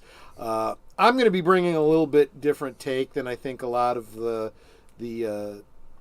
commenters that we mostly follow here in the YouTube sphere. I think I've got some different perspectives, some things that I think others haven't commented on. But the reason I bring that up right now is because this relates directly to all of these reboots and remakes, and that's you've got to have a vision for where your story is going to be going. Somebody's got to take the reins, and when you, especially these big shared universe type things, but it's also true in just a single series, whether it's Ghostbusters and its sequels, whether it's Indiana Jones and its sequels, Lara Croft and its sequels, whatever. You've got to have it mapped out, plan it out, whether it's a trilogy or, where's it going to go from there, or is it going to be an anthology that just continues forever? Then they've got to be standalone films that, you can give a wink and a nod to a previous story, but by and large they stand on their own. Whatever it is, you've got to plan it out, so that you're not just... You don't take a multi-million-dollar property and just wing it by the seat of your pants. I mean, the more value something has, the more you better take it frickin' seriously. Yeah. And no, right. I mean, Euler Greg, by the way, welcome to the stream, is making a great point that Lara Croft really was kind of a video game adaptation. But it let's face it, video games are just another medium for storytelling at this point, right? I mean, I don't care if it's a comic book, a TV show, a movie, a video game. It's all a franchise that tells a story. And you can adapt one to the other. We're doing it with comics, turning them into movies and TV shows. We're taking video games and turning them into movies. But you've got to know what you're doing and why, and plan it out and how, right? Yeah. And I want to make a point that Indiana Jones and Lara Croft, they're both adventure characters. They both belong to the adventure genre, which existed way before even either of them existed. I mean, they just belong to the same genre. That's why they get compared often. It's like they're adventure movies. Yeah. Yep. Let me say goodnight to Tway. Thank you so much for stopping by. You are awesome. Thank you for putting up with my mangling of your name. If you come back, I'll do better next time, and better the next time after that, and better the next time after that. I promise. But and he does have a channel. There's no content yet, but please go over there. And, no content yet. Go subscribe and hit that notification bell so that you can be there for the premiere of his first video. Whatever it is. All right. But yeah, see, that's what it comes down to. And I feel like, and we've talked about this, the messaging and the all that kind of stuff. It's like, look, this is not yours. You don't own this, okay? And people like Ryan Johnson and all these other, this is my story now, right? And even to a certain extent, the guys that have been doing Batman, whether it's Nolan or this other dingbat, pun intended, by the way, who were like, no, I don't want this to touch anything else. This is just my story. Screw you. You don't own this fucking property, okay? Look, you want to make our Batman film? You will make our Batman film. If you don't like it, go make your own piece of shit movie. Okay, so this is what I'd heard on Midnight's Edge, and I was trying to confirm this, but they had said that Matt Reeves had stipulated in his contract that whatever villains he uses in his Batman movies can't be used in another DC thing at the same time, like another DC medium, like another Batman movie series. Yeah. But we'll talk about that more Sunday. We'll talk more about that next week, but we'll talk about the whole peas and carrots concept. Yeah. Evelyn Hampton says something that explains exactly why she and Netter can be friends. I didn't care for the Man from U.N.C.L.E. reboot. Except for the characters' names, there was no connection to the source material. Thank you. That's exactly what Netter said. Netter is a huge Man from U.N.C.L.E. fan. We have all the DVDs and the girl from U.N.C.L.E. and she's got the toy gun from when she was a kid and stuff. So, a lot of people were saying, "Oh, you should see this, you should see it," and we checked out a few scenes, and Netter was like, "That's not Elia Koryakin. It's just not." And that's not Napoleon Solo, and that's not how they act. Yeah, and you should be able to tell those stories. You should be able to, and I have nothing to, again, I'm going to say the same thing about him in Man from U.N.C.L.E. as I do in Superman. Nothing against Henry Cavill, okay? Could be perfectly, he could have played, was he playing Solo or was he playing Koryakin? I don't even remember. Whatever. He could have played either role, right? He could have made a great Superman. But those weren't the roles he was actually given. He was given denatured alternate versions of these characters. He never got to actually play those characters,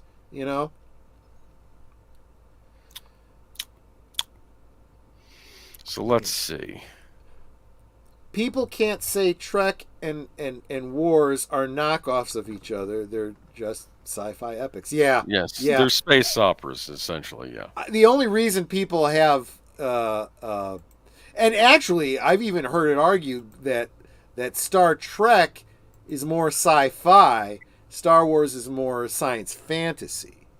Right. Kind of true. There's something to be said for that. Star Trek at least makes an attempt to give you believable science in its science fiction. Star Wars just doesn't give a shit.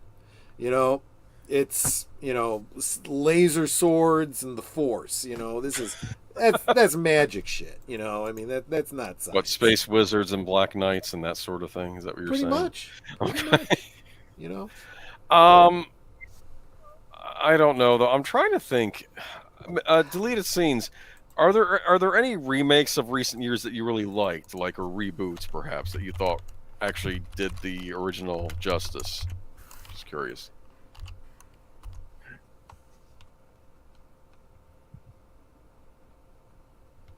Well, Heat's one. Yeah. One a little bit more recently. I liked the Denzel Washington Magnificent Seven. Okay, yeah, that was a good one. I like that. Yeah. Obviously, Magnificent Seven was itself a remake, of course, of Seven Yes, it Samurai. was. Seven Samurai. Yeah. And I have suspicions that Seven Samurai, and I may be completely off base, but there was a Chinese book series called The Seven Swordsmen, and I wonder if maybe that was taken from that. You know, Oh, I don't doubt it. There's probably, I don't know. Yeah, there's probably a connection there. And actually, yeah, Bush makes a great point. I totally didn't even think about this. Tomorrow night, Cat People on Netter's Network, which is actually a remake. Oh yes, The 1982 film is a remake of the 1942 film. that's true. Exactly 40 years later. Yeah, it's a great point. Did you like this remake? Have you seen both movies, Troy? I have. So you think it was a good, faithful remake, maybe adding a little something that the original didn't have? It added some things that they couldn't do in 1940. Let's put it this way: the best scene, as far as a remake, you know, that's really, really faithful, the swimming pool scene. Although the way they film it, you get to see a whole lot more of Annette O'Toole than they could show in 1942. You know, it's just, yeah. But I am assuming that whoever made Cat People, they probably had to love the original movie, right? And they wanted just Well, to, sure. and they just wanted, tell. yeah. So that's the difference. I think that's the difference. For me, Planet of the Apes has had a weird history because you had that Tim Burton movie that came out. It's a great example, right? Which I'll be blunt, if they hadn't done that stupid twist ending in the Burton movie, I might have given it a pass. Yeah, So it was as doing much as real the good original up till was. then. I might have given it a pass because I would argue, well, I've heard this was based on a book called Monkey Planet, and I'm assuming maybe he's trying to go back to the original book where it's not Earth, it's another planet. Yeah. And that may be where Burton was going with this. And then they did that stupid twist ending, which just ruined the entire thing. And Because then, of course, it doesn't make sense. Because the only way that makes sense is if they'd somehow got back before he did. Yeah. Even if it had been he goes back to Earth and just like on this planet, the apes had risen up on Earth in all those thousands or millions of years since he'd been away or something, right? Right. And if it was a similar situation, that would have been a different story. But no, they did it so the villain was Abe Lincoln or something. It just doesn't make any sense. Yeah. So, and when Tim Burton has to come out and explain the timeline after the fact, again, this goes against the whole, you know, death of the author thing that I stress so many times. If you have to come out and explain it, you didn't do it right the first time. That's on you. You failed. You're having to come out and explain it. You failed, right? But anyway, his explanation was that, and this is something that you can't get from the way the story was written and filmed and edited, right? you know that Marky Mark goes back in time with his shuttle. Well, it turns out that Caesar, or whomever it was, Tim Roth's character, also finds a way to go back in time. And he goes back to a time earlier in history, presumably right around the Civil War or whatever, and alters history. And then he takes over and creates, you know... And Taylor needs the help of Doc Brown to stop the evil ape from the far... I don't know. And here's where the problem comes in.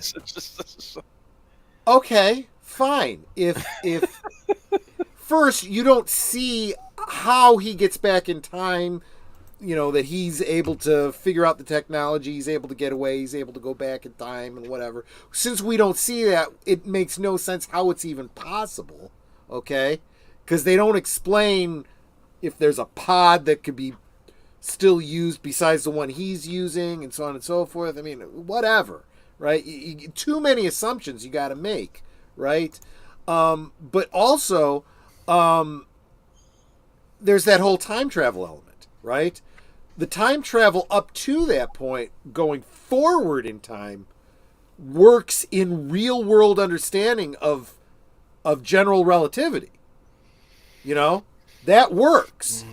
Soon as you start going back in time, it's nonsense. You run into the same problem as the time travel that we, the time machine that we were just talking about.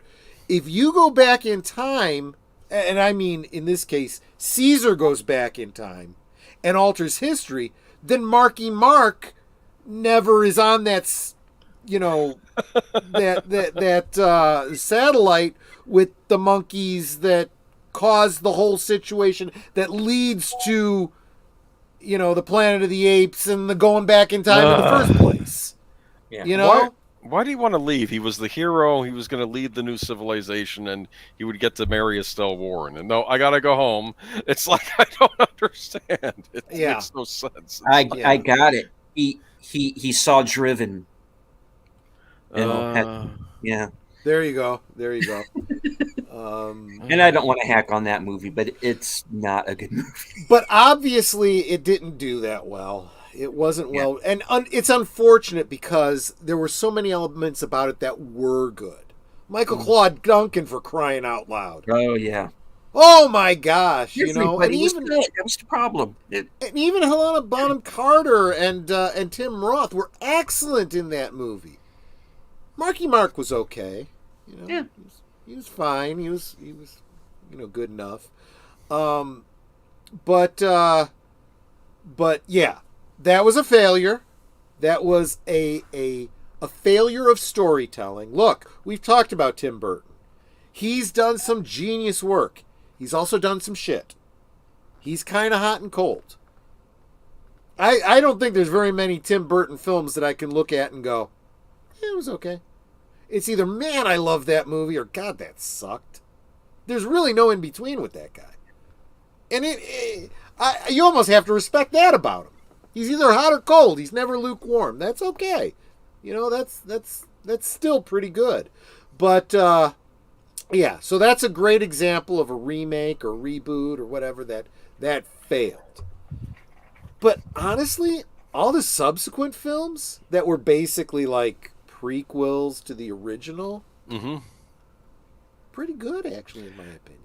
Yeah, I would argue those were. I still count those as what we call remakes. They were just remaking Conquest and Battle, which were the last two movies in the Apes franchise, and they were doing it interesting. They were bringing in modern. Yeah. They were trying to make it more commentary on modern issues, but it did it in a clever way. I like the fact that the main scientist in the original, he's experimenting on these apes, but he's trying to cure Alzheimer's. He actually has he's trying to do a good thing. Yeah, but you know, and it's interesting because and I don't remember who the YouTuber is. I'll have to find it. If I can find it, I'll share it in the comments below later. But there was a YouTuber. He does a lot of analysis of films like that, and looks for how this matches up with real science, like that one.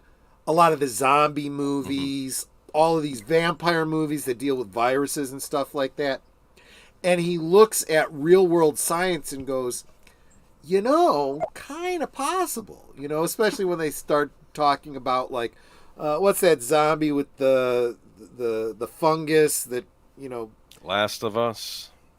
is that the one? Well, but The new I don't think that was HBO the one he was series. referring to. Oh, well, I don't know then. But one of those that looks at the quadriceps or whatever that quadriceps is a muscle group. The whatever the fungus is that takes over ants and makes them commit suicide and grows spores out of their heads and whatnot. Well, they alter it in and it becomes the zombie infestation and so on and so forth. And he's looked at a couple different zombie series and explained how it's kind of based on some actual science, and it looks like and he may sometimes he's giving a lot of benefit of the doubt to the writers, but you're like, oh, okay. Quadriceps. Thank you. I almost called you Gates McFadden. Sorry, Booch. My apologies. I mean, preserve the redheads, by the way. But a real thing. And how could it change? How could it affect? Especially if someone tried doing some gain of function with it or something like that. I'm just saying. How could something like that go bad?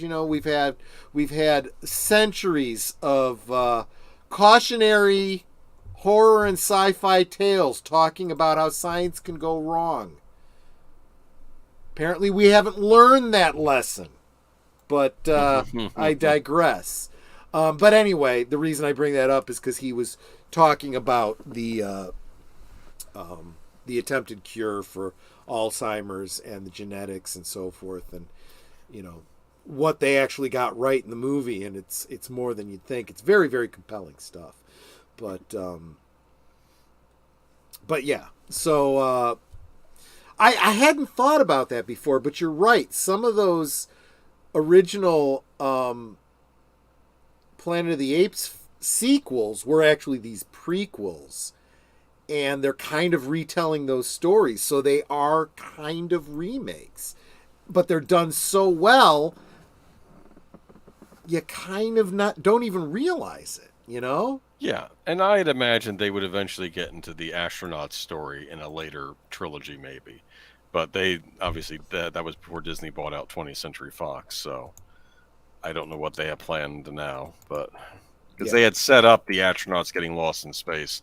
You saw it in a newspaper headline while in the original Rise of the Planet of the Apes, but it was neat. That was a remake. I was on board with those. I'm not against them going back and redoing things. I just most of the time it's bad. Like I don't know what's being planned for Alien right now, but I'm not.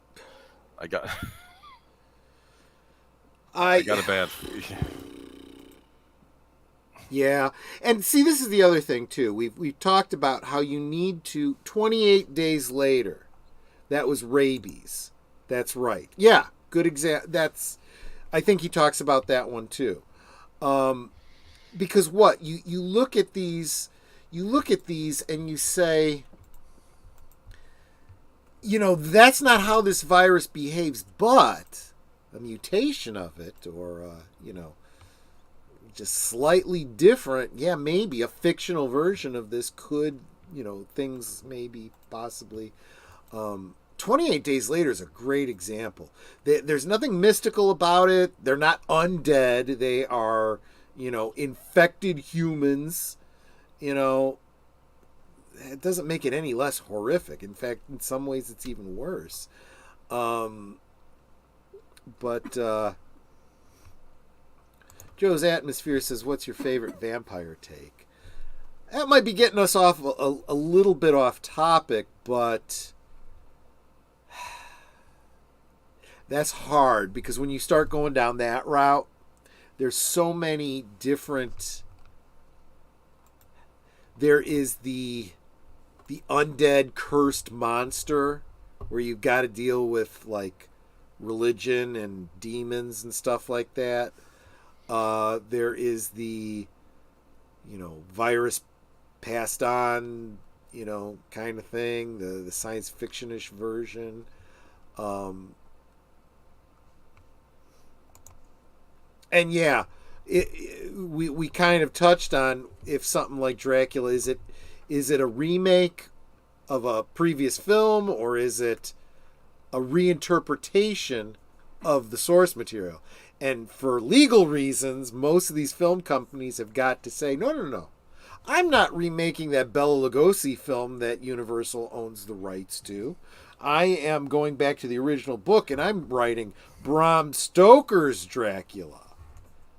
But I'm going to throw in this, reincarnation love story thing that wasn't in Bram Stoker's. So it's not really Bram Stoker's Dracula. It's really my Dracula, And you also have to remember that the first adaptation of Dracula was Nosferatu the Vampire. Mm-hmm. Which really was they wanted to do Dracula, but they couldn't. Or wait, you're talking about the original Nosferatu Symphony of... F.W. Murnau, Max Schreck, yeah. Yeah. Symphony of Terror, I think it was called, or something like that. Mm-hmm. Yeah, that was meant to be a Dracula film, but Bram Stoker's widow would not give them the rights to do it. So they're like, okay, we'll basically tell the same story, but we'll change all the characters' names, and we'll change the ending, and we'll throw in this element about the vampire not being able to go out in daylight. And so there you go. Yeah. You got a pastiche of really a bootleg, or stealing somebody's IP. To thank for the fact that nowadays the ubiquitous concept of vampires burning up in daylight. Yeah, that's true. It does not come from Dracula, and it doesn't come from previous vampire lore. I remember reading Carmilla, and Carmilla was in a weakened state, or Marcella, I guess, in that story. She was in Dracula too. Yeah. They were in weakened states during the daytime. They didn't have their powers, but they didn't burn up in the sunlight. Yep. That didn't happen. That came, I think, because you're right, because of Nosferatu. Yeah. That's exactly right. They were, in quotes, vulnerable. Now, you could argue that the modern vampires are very vulnerable because, if they, go out in the sunlight, they burst into flames. Mm-hmm. By the way, never seen it handled as well as in the movie Let the Right One In. That was another great example where the original, handled it very, very well. You have the character who's in the hospital and asks that the curtains be drawn back because she wants to end her existence as a vampire, as opposed to how they handled it in the remake, which was just shit. It was just shit. It was stupid shit. I mean, just ridiculous.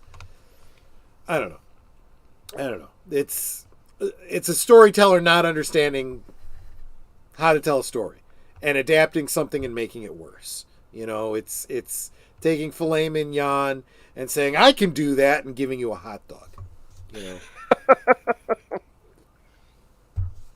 But I had a vision of Gordon Ramsay ordering the filet mignon and someone bringing out a hot dog.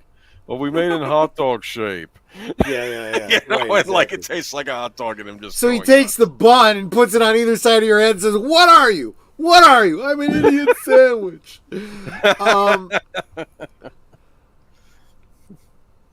Euler Greg says no CGI and solid acting and writing. I'm not sure which film you're referring to. Maybe it was the original.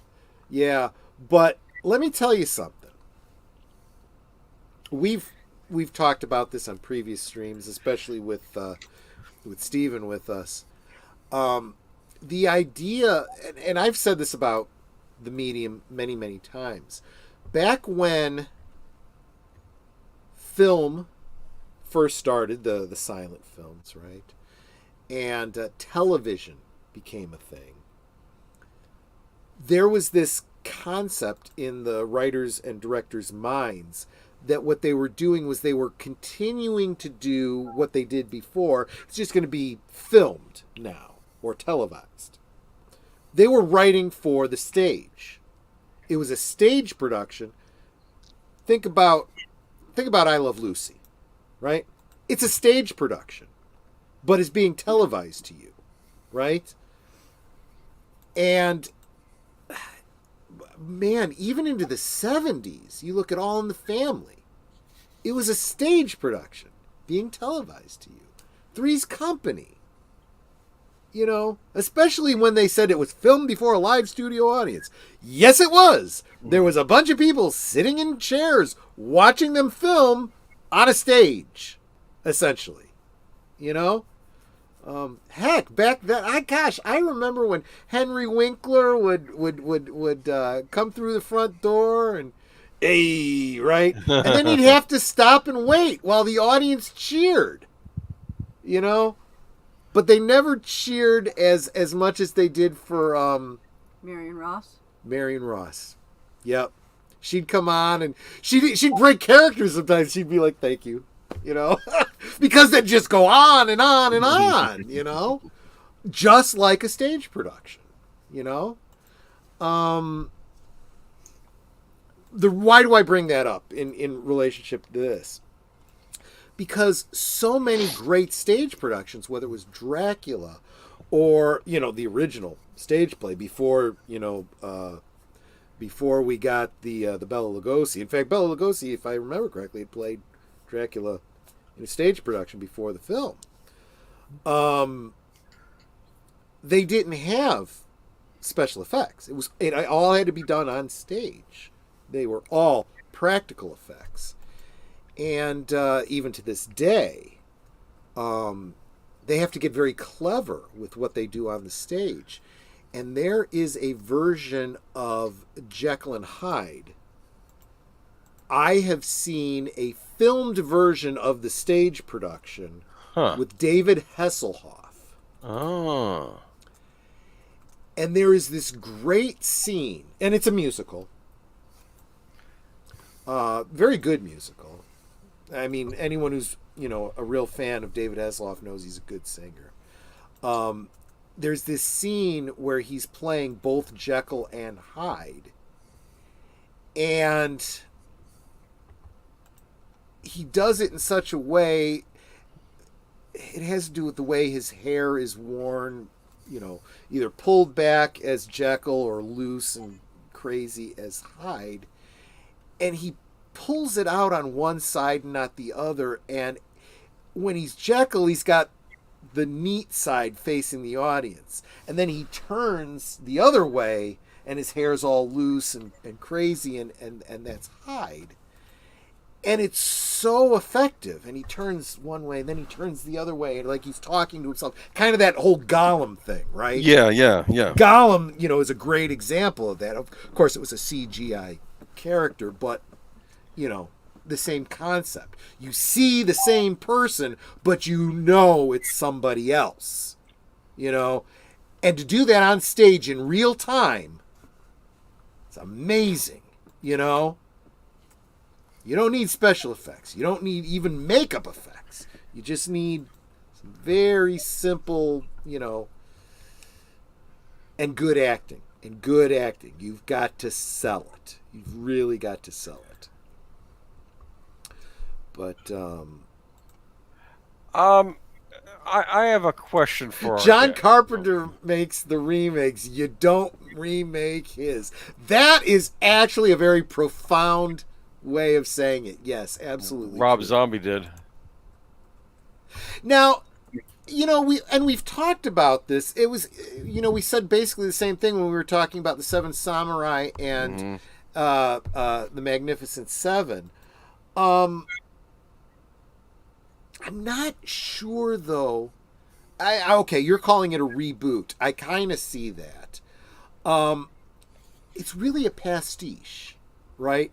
You're telling the same basic story, but it's so different as to be... You've changed the setting, you've changed the names of the characters. The basic archetype of the story is the same, right? You're basically telling the same story in West Side Story that you do with Romeo and Juliet, but you're not putting it in, you know, what was it, Verona in, you know, the 1400s or whenever it's supposed to take place, right? It's not two warring families, you know, you know, in nobility or whatever. It's, 1950s New York, and it's two rival gangs, and so forth. So, but yeah, it's the same basic story, and nobody actually kills themselves in West Side Story. One of them gets killed. In fact, Maria doesn't end up dead at the end, which is better than Juliet makes out. But they were dumb in different ways, and maybe not quite as dumb as Romeo and Juliet. But speaking of Romeo and Juliet, did you hear that the two kids that played Romeo and Juliet back in the 70s are now They're suing? Yes, I heard about that. Over the brief nudity that they showed in the movies, and not coincidentally, it's not like that movie is now a bestseller on Blu-ray on Amazon. Recently, I saw it charting up there. Yeah, doesn't surprise me. I do remember. Yeah, I know the scene that they're talking about because they showed that version of Romeo and Juliet in. I went to a Catholic grade school, and I just remember the teacher being very concerned about how she was going to show this film without showing that scene. And I'm like, can't you just skip over a scene? I mean, it's not, it wasn't that crucial a scene, really, but anyway. When they showed it to us, they just said, "Don't laugh." You probably saw it though in high school, though. Am I right? Yeah. Yeah. See, I was in grade school at the time. No, yeah, I take that back. Maybe I was in high school. No, I saw it in high school. And I think you're right. I think it was that kind of thing. Okay, let's be mature about this. And it is. It's so brief. I was in 7th grade, and we giggled at seeing his naked butt. Yes. Where all the guys are going, "Oh, gross." Yeah, but when she rolls over, she's got about 2 frames of her boobs. So, just saying. Yeah. Guys are visual. We see those details that we're focused in on. Let me tell you. Speaking of details, you'll see more details like that tomorrow night with the rewatch of Cat People, right? I don't even need to see it. I remember. Those images are right up there. Can I bring up one more remake? I want to get deleted scenes take on this. The Gus Van Sant Psycho. Yes, we did, Gorilla. We definitely did. I'm sorry. Did you ever see it? Gus Van Sant. I did not bother with it because I didn't want to see. I don't want to see a shot-for-shot remake of any movie. Yeah, I did. Remake of which movie is this? Psycho, Alfred Hitchcock's Psycho. I did see it. Yes. This is Ty West did a Trailers from Hell based on it because he was fascinated by. He said it was one of the greatest movie experiments ever done because it's like if you were to do a shot-for-shot remake, is that enough to match the original greatness? And he said it isn't. Right. And it shows that maybe Hitchcock still had something, even though Gus Van Sant is essentially, he's doing it in color, and there's some weird voice stuff going on, but essentially it's the same movie. The only thing I liked about the Gus Van Sant version was William H. Macy in it as the detective that's, interrogating Norman. That William H. Macy does a really good job in that scene. But other than that, yeah, it's, what's the point? But it was interesting. It is, yeah. No, when you say what's the point, that is a movie that never should have been made and released in theaters as a remake. Mm-hmm. That is the kind of film that is better as a experimental independent film released, at a film festival or something. No, Universal was promoting this. Was like one of their big That's movies. The problem. And that's because they treated it as though it was just, a remake. And it's like, but why though? If you're going to do it shot for shot, why bother at all? There is no reason for it. Just re-release it. And see, that's, I think, a missed opportunity. We saw it during the pandemic when they were re-releasing films just because they didn't have anything to release.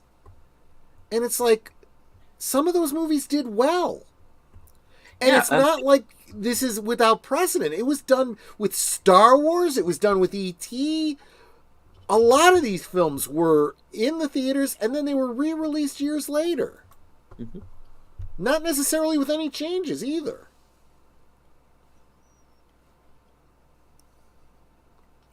And it points out there were actually 4 Psycho films. I've got them all on DVD. Not to mention the Bates Motel, and then the TV series Bates Motel.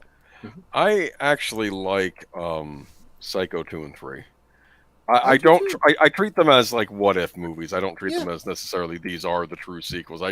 But I think they're interesting movies. Yeah, that's a movie that doesn't need a sequel.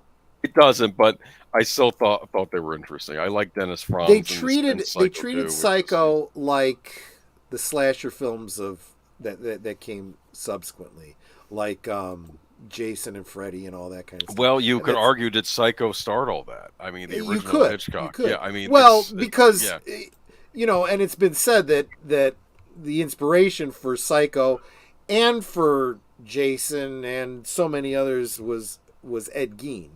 So right. I mean, I didn't watch it. Didn't want to. Yeah, no, that's exactly it. No, because Hitchcock did not write a slasher film. He wrote a psychological thriller is what he really did. A suspense movie, I suppose. I don't know. It's like, what is Psycho? Is it a horror movie? Is it a suspense movie? Is it both? I don't know. It's just that and they up the creep factor. That whole shower scene where he's doing stuff on the other side of the wall, that was unnecessary. That was like one of the added parts. Yeah, most of it was shot for shot. That was except totally for that, unnecessary. Want to say hi to Keely Chow. Thanks so much for stopping in, buddy. Super appreciate seeing you here. What's going on? We're talking about reboots and remakes, and we're pointing out that there's a lot of great examples of when they're good, and there's a lot of great examples when they're bad. And why are they bad when they're done? Don't reboot Buffy. Just don't. But Buffy the series was a remake, wasn't it? Nope. A reboot? It was actually a sequel. It was. Oh, it was. Okay. Because there was the movie and then there was the TV series. She's recast, but so it was intended as a sequel. Okay. It was intended as a sequel. Very, very early on in the series, they referenced the film. Yep. Okay. First season, in fact. Yeah. Yep. I mean, there were some slight embellishments, but for all intents and purposes, they did. I mean, you could say they retconned some elements of it. They retconned some of it. They took away her vampire cramps, and because that was kind of dumb. And they actually in the series they said she burned down the gymnasium. Whereas in the film, that didn't happen. Well, part of the problem is they changed how vampires die from the movie to the series, too. Like, they burst into dust as opposed to in the movies, they just lie there, Because I know. The idea being they combusted and that started the fire, but... Yeah, that would make sense, but Yeah. But, And it also led to some great lore because now because in the original movie you had Donald Sutherland as the Watcher, and it's like one Watcher, one Slayer. Well, she needs a new Watcher. Okay, it's not just one Watcher. It's an organization. They send whole a organization. Watcher. Yeah. So, it's like okay, So, but No, so it's not a true. It's not a remake. You could say it's a reboot in a way, but now you're translating a film into a series, which usually doesn't work, but this time it really, really did. And let's face it, that was a damn good series. Say what you want about Joss Whedon, but he did some good television, and he got those wokey elements in there in a way that nobody cared. I did not care in the slightest that Alison Hannigan's character was gay, you know? And I like the fact that they thought it through. They're like, I think one of these characters should be gay. And you're looking at it going, you've got a whole ensemble cast. One character being gay kind of makes sense, right? Everybody knew that one gay person in their high school class back when you went to school, Right. I mean, okay, fine. That makes perfect sense. Actually, you need two gay characters, otherwise, you can't be gay without a partner, right? Kind of. So, but in fact, speaking of, we did a rewatch of the Buffy the Musical on Netter's Network, and we talked about how that song between the gay characters was, if you're adult enough to understand the references, way more than suggestive. It was pretty pornographic, actually, if you really think through what's happening in that song. But, Look, she just made her complete.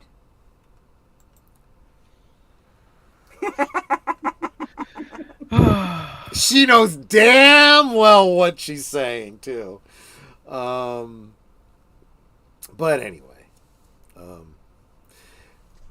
Yeah, and that's the other thing, too. Bush is talking about people that we knew. You might very well have known somebody was gay and they didn't know it themselves. And, yeah. I mean, there's actually good stories to be told like that because it's the real life stories, right? People's real lived experiences and so forth. That's not what these woke stories are. This is what they want the world to look like, not the way it actually is, right? Because when you start talking about these woke talking points, most people go through life and they don't care. They're not as racist as you think. They're not as, phobic as you think. Most people just don't care. Most people have friends of varied backgrounds. Nobody cares. These are all battles that were fought and won in the 80s and 90s. Now we're just looking to drive wedges so that we can, fight the same battles all over again. Eddie Izzard coming out shocked nobody. Yeah. Elton John. Actually, I love that line from, Austin Powers, where he says, I just found out that Liberace was gay. Who would have guessed? The girls loved him. I mean, dude, really? Although, this is coming from a guy who's dressed with the same kind of flair that Elton John had, so it's like, okay. You kind of missed. I love that movie. Austin Powers. A lot of stuff there that you can't do these days. Right? No, but... Well, the funny thing was, it was actually about a man coming from the, I guess, un-PC 60s into the modern... And he was sort of dealing with the 90s version of political correctness when he shows up in the present there. And it's about the riff on this man from the past who actually, when all is said and done, despite his behavior, he's one of the good guys. He's trying to, and because it's a parody of James Bond. Oh, it's so bad in that regard because it just rips Bond apart. Well, it does, but again, this is another reason why James Bond should be set in, the 50s and 60s, right? It shouldn't be set in the modern day. It should be the what was that TV show about the ad execs? Mad Men. It should be like Mad Men. It should be a period piece. And it should just be unabashedly of its time. Of its time that it's meant to be, right? Because it becomes a joke when James Bond is suddenly in the modern day, right? But then you get the same thing with the Blofeld analog, Dr. Evil, right? where I will hold the world hostage for $1 million. And everyone looks at him and goes, you know, your legitimate companies make hundreds of millions of dollars a year. You know, he hasn't taken into account inflation, right? You know, so. You know, it was funny. Well, and honestly, I think that's an even better joke than I think most people look at that as a surface level joke, because the deeper thing is, why do I need to go through all this effort of taking the world hostage and doing all of these things when the money I've made legitimately is, you know? But then you also look at the way some people in this world are making money, you know, huge fortunes. You know, it is kind of like Bond villains. You know, well, here's the funny thing though. But Dr. Evil would say, "You just don't get it." That's what his response was. Remember when Scott Evil says, "Why don't you just kill him? What are you feeding him? You're just kill him. I'll shoot him for you." Remember that? He's like, you just don't get it. No, we have to create an elaborate trap to put there. You know, it's like I like this. That's right. That way James can be his Native American alter ego, Chief Smackaho. Oh, that's terrible. I love it. Yes. Klaus Schwab is a Bond villain. Great. Now they're going to take down my stream. Which is fine because we're really pretty much past the 2-hour mark. We should probably start wrapping it down anyway. Gosh, guys, I think the only takeaway that I wanted to get out there and get across is I feel there is this huge lack of... Put a pin in this. I was going to say there's a huge lack of talent in Hollywood now. But I've heard a lot of people in the industry say that's not entirely true. It's just the people with talent aren't allowed to do the things that talented people were allowed to do in the past. My argument to that would be then they need to start getting away from the studios and making their own stuff.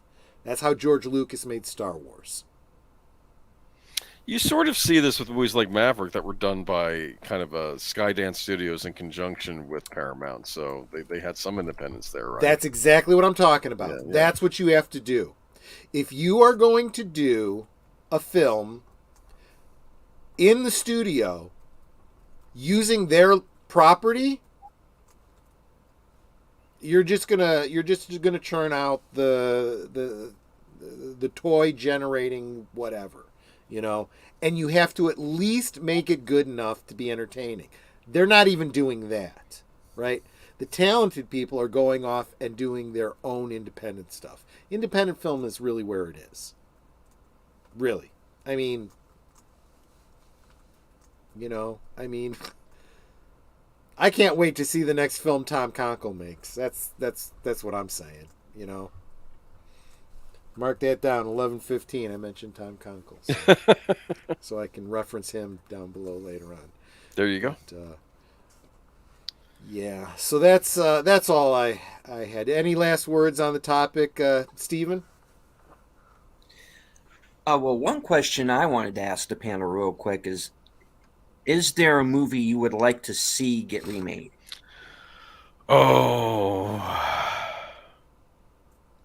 Mine might not be too popular. Say. Well, look, anything that we would say, we all have to put the caveat on it if it's done well. Mm-hmm. There's no guarantees of that these days. I want them to leave frickin' everything alone because I have zero trust that they can do it. But I'll go first because it's my channel and I can. I want to see a remake of Buck Rogers, which, by the way, in 2 weeks we will be doing a watch party over on Big Al Presents. Gil Gerard, Buck Rogers from the 80s. I'd like to see them reboot that one. I think they absolutely could. You take the basic storyline from the original Gil Gerard. There's a lot of rough edges there that you could smooth out. Do a little world building. so that your subsequent films, you continue to follow the lore. If you remember the old Gil Gerard 80s show, they did the pilot, and then when they went to series with it, they changed some concepts. You know, there was this idea that New Chicago was this domed city, and there was this, you know, post-World War III wasteland outside of the domed city. And that completely changed when they got back in, when they started going forward with the series. And that was, I thought, a lost opportunity. They should have kept going with that idea. But they didn't. So that would be mine. How about you, Boomer? What do you want to see remade? Crap. Is that a movie? No, Probably. no. I'm trying Most to of think what comes out of Hollywood is crap. something that could have been great and it missed the mark for me. I don't know. I remember years back when they redid the Amityville Horror. They did a remake of that, and I was like, "Well, that was a bad film to begin with." So I was hoping that the remake would be, and it wasn't. Would be good. Oh, this is killing me. See, there's so many remakes that when they were coming out, I was actually on board with, and then they could completely disappointed. Like The Omen, I was actually on board with them, like setting it in modern times, maybe dealing with. I mean, as long as you can figure it, as long as there's a good reason you have to remake the movie, that where you're using what we have now. Oh, I have one actually. I saw this mentioned in a magazine once. I think it was Entertainment Weekly, and they were talking about remakes. And one movie years back they said they should have remade was Network. Oh yeah, because it could have been about the cable news channels instead of it being that about one's kind of NBC, missed ABC. its mark. Now they could do it about like the streaming and the and the alternate media now. Yeah. Good night, Pacific. Have a great evening. Thanks for hanging out. There you go. With I think Network you could still probably remake. That's that. a great one. It might require some of these companies to take a look at themselves in the mirror though. Boosh says Bram Stoker's Dracula without the crappy accents and Winona chewing the set. There is, and I've mentioned this on the channel before. If you are savvy and you can find it out on the high seas, Boosh, there is a fan edit of Bram Stoker's Dracula. I actually have it on. I've made my own DVD of it. Called No, It Really Is Bram Stoker's Dracula. And what it basically does is it takes out all of the elements from the film of the reincarnation of it takes out the whole love story that was never in the original novel. And it is a much, much better film for it. And it is much closer to the original Bram Stoker's Dracula. Highly recommend if you could find that. The tagline on the fan edit cover is the original tagline for Bram Stoker's Dracula was "Love Never Dies." The tagline for the fan edit was "Love Never Was," which is brilliant. Great one.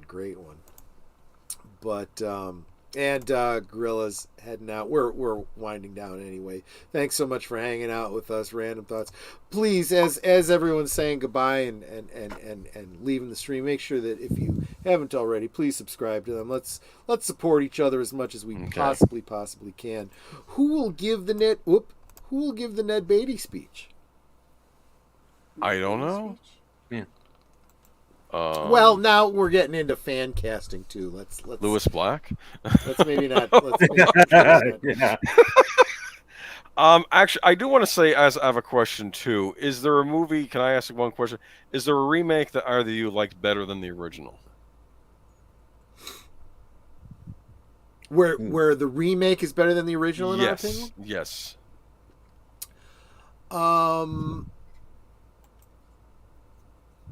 I kind of feel like The Thing is. Okay. In my opinion. Yeah, that's one.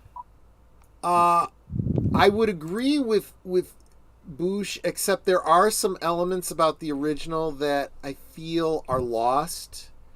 They're different enough that it's hard for me to say better.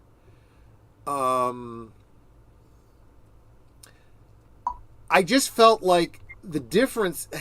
there's something about the original where you have the little boy and the husband and wife and all that that's really heartbreaking, that's missing with Seth Brundle and his one night stand. Mm-hmm. I don't feel that. She's just like, never should have shacked up with you. You know, I mean, so there is something missing there. But, you know, the Cronenberg, you know, body horror certainly does elevate it a little bit. I'm sorry, though, guys. Joe's Atmosphere and Boosh McFadden, I can't agree with you about Dune. I can't. I love David Lynch too much. Vinny Villeneuve has done a great job. Really has. Maybe you'll change your mind when the second part comes out, though. Maybe I will. Maybe. But right now, they both have their place. I don't think it's necessarily better.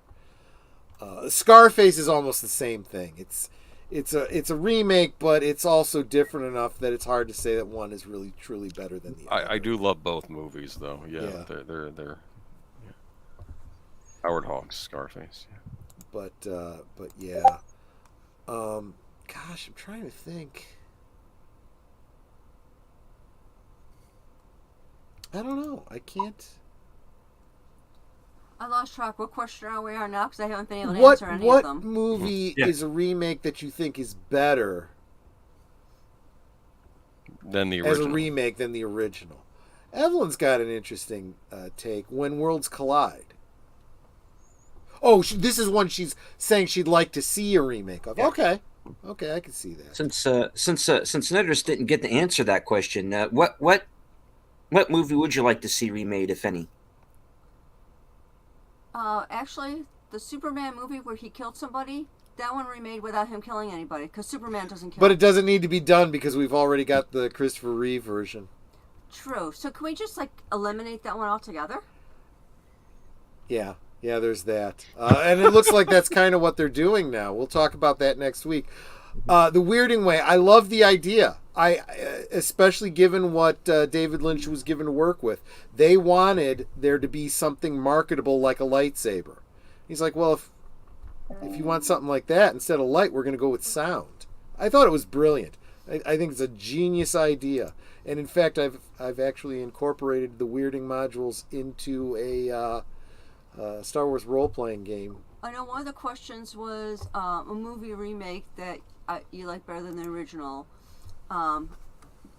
This may go against some of y'all, but The Invisible Man remade with David McCallum as the Invisible Man. I thought he did a really good job of it. Good point. That's one that not a lot of people have seen. If you can find David McCallum. I haven't. Yep, look for it. It's pretty good. It's definitely worth it.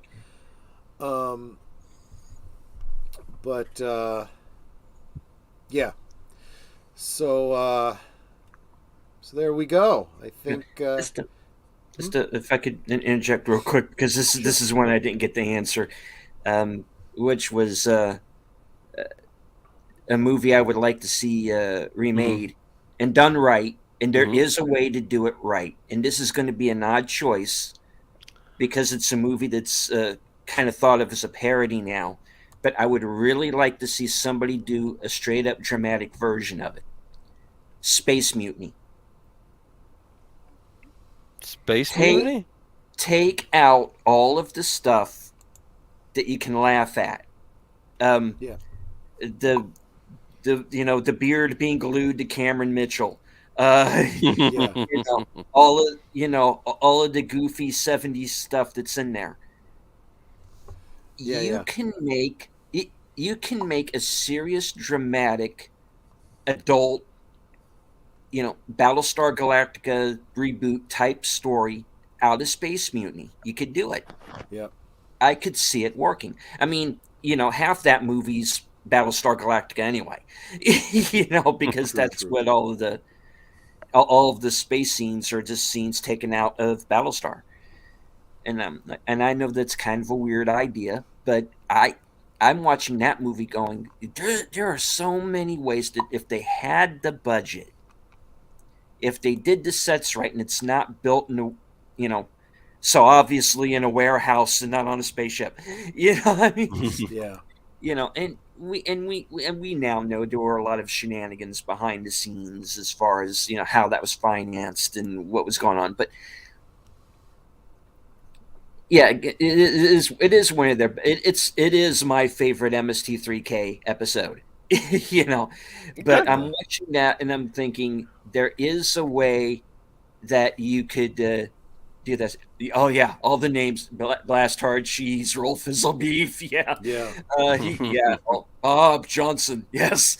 Uh, you know, Dickie McDougal. No, but I'm saying that there is a way that you could make that movie work. Yeah. You know, and that's what I'm talking about. You take a movie that's bad or mediocre and you remake that. You leave Psycho alone. Yeah. You know, I agree with you. You You leave should Classic Titans never alone. remake masterpieces. Not just classics, masterpieces. There Right. there are perfect films that just don't. You know, if you're that inspired by Alfred Hitchcock, go make your own film, a new film that, you know, draws on the style of Alfred Hitchcock that inspired you. Yeah, Don't remake his stuff. go make a Watcher. Yeah. You know, Hmm. watch early David Lynch and make Skinamarink. You know, that's what you do. You know, Yeah. you like Cabin in the Woods movies? Go out and make your own Cabin in the Woods movies. Don't remake Evil Dead, even though they did that, and it's actually, as far as remakes go, it's not half bad. But Yeah. you know, but you get my point. You know, and Deep Hensack said earlier in the chat, you know, is there are only 7 storylines. Basically, You know, yeah. and that's true. But it's the originality that you can bring to it Yeah. that makes it work. And that's the key, and that's why I kind of pointed out when you're talking about like the Seven Samurai versus, you know, the Magnificent Seven, Mhm. or West Side Story and Romeo and Juliet. Yeah, they're the same story, but they're so different. They're not really remakes at that point. They are something different. Because it's true. Most stories are the same story over and over and over again. You can argue that Star Wars is, you know, a remake kind of the, what was the Kurosawa film that it was mostly based on? Hidden Fortress. Hidden Fortress, yeah. Yeah. But it's so different. It is something else entirely. So if they're going to remake Star Wars, but again, it's something completely different. If they make it as a true Western, for example, you know, set during, you know, the lead up to the Civil War or something like that, I could see them doing it. You know, you might have to make it a somewhat fantasy setting to get your Force element in there, but you know, I could see that. But that's how you, in quotes, I think you're stretching the definition of remake at that point, though. You know, so perfect films that should never be remade: Citizen Kane, Chinatown, Buckaroo Banzai Across the Eighth Dimension. That's actually a pretty good list. I agree with you there. I'm not gonna argue that with you. Absolutely. Anyway, Cast Adam Driver as Buckaroo Banzai. I'm kidding. I'm kidding. dude. Okay, so let's go through the week. We've got tomorrow night again over on Netters Network. We will be watching the 1980. I forget whenever it takes place. 1984. Is it 1982? 82. 1982 remake of Cat People. That's going to be fun. That's a great movie. Sunday night over on this guy's channel, Age of Boomers, Geeky Geezers. What are we going to be talking about, Age of Boomer? DC, It's gonna be new all DC about universe. Yeah, so But what you not need to really. do is you got to come hear all the news, get you caught up on what's going on in the DC universe from the news with Age of Boomer on Sunday, so that come around next Friday, we can get together with Joker Voice and kind of give you the editorialized discussion about what we talk about on Sunday. Do we have any Birdman stuff going on Monday and Wednesday? We're now into February. We were originally going to be doing Last Crusade this Wednesday, but I'm not sure if that's still up in the air because, like I said, he's got a family thing going on. But keep him in your thoughts and prayers. I don't know if it's my place to say what is going on, but yeah. No, that's fine. Yeah. Just life happens to YouTubers. Yeah. So you just got to, He still puts up videos, though, so check him out. He's been doing some unboxings lately. Yeah, absolutely. I got a thing. What do you got to think? It's not on a particular day, but I did just drop part 3 of my bathroom renovation painting. So go check that out. Make sure you like, share it out, subscribe if you haven't already. Give it a like, give it a comment. Yep. And of course, the link for Netter is always in the description of every video. And look for the little Easter egg, our ghost. Oh, that's right. There's an Easter egg of our house ghost. What? Yeah, that's goodness. why I haven't watched the video. I don't want to see it. But oh, come on. Tuesday, do we have a Matchstick sighting? Yes, we are going to be doing our discussion of Spectacular Spider-Man Season 2. Okay, there we go. Might have to quickly go through that again because it's been a while since we watched. Well, that. You can always read synopsis. See if I can find my notes again. There you go. And so that's Tuesday, Wednesday, Thursday. Already told you about Friday, which brings us around to next Saturday with Big Al of Big Al Presents, where the film will be another remake. I guess we're making this a remake month almost. We will be watching Buck Rogers in the 25th Century with Gil Gerard and... Oh, is that the movie that came out before the series? Oh, that's neat. That's got the cool little credit sequence, right? Where they... Yes, it does. Yeah. You know what I'm talking about. The James Bond opening, basically. There you go, yeah. Is what that is. There's a couple of scenes that are different. When it was re-televised... Okay, so this was something that happened in the 80s. You'd get a pilot done as a theatrical release, so that you had the budget for these, spaceships and interiors, these sci-fi interiors and all this kind of stuff. You put all the money into that so that then you could go to series with it, and you already had all these expensive, props and sets and whatnot already, paid for. So they did that with Battlestar Galactica. They did it with Buck Rogers. And then it was literally like in the summer, you'd see the movie, and then, come fall, you'd get the series. With Buck Rogers, they had this opening that was a much more theatrical one. They changed it, to a more television, ongoing series type of opening. And they split it in two so that you got, the 2 hours was split over 2 weeks. And they added on an additional ending, like an epilogue to the end of the pilot in the TV airing that led into the rest of the series. Why Buck continues to stay where he is and, become an agent for the Earth Federation and blah, blah, blah, and this and that, and so on and so forth. How he goes to the archives and gets some, nostalgia things that helps him make his quarters a little bit more, 20th century-ish. And Like a Budweiser sign or something, like a neon Budweiser. They didn't use the product placement though, but yeah, stuff like that. Okay. So yeah, that's what the week looks like. Do you have anything coming up, Stephen, that you want to let people know about and whatnot? Nothing in particular planned, but I always have a movie review or two every week or so.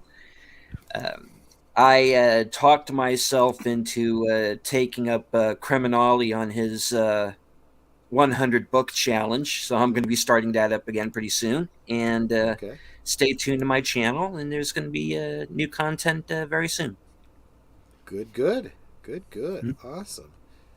And just want to thank Joe's Atmosphere and all the others that subscribe to me tonight. I super appreciate you guys. You guys are just awesome. I just subscribe back, Joe's, and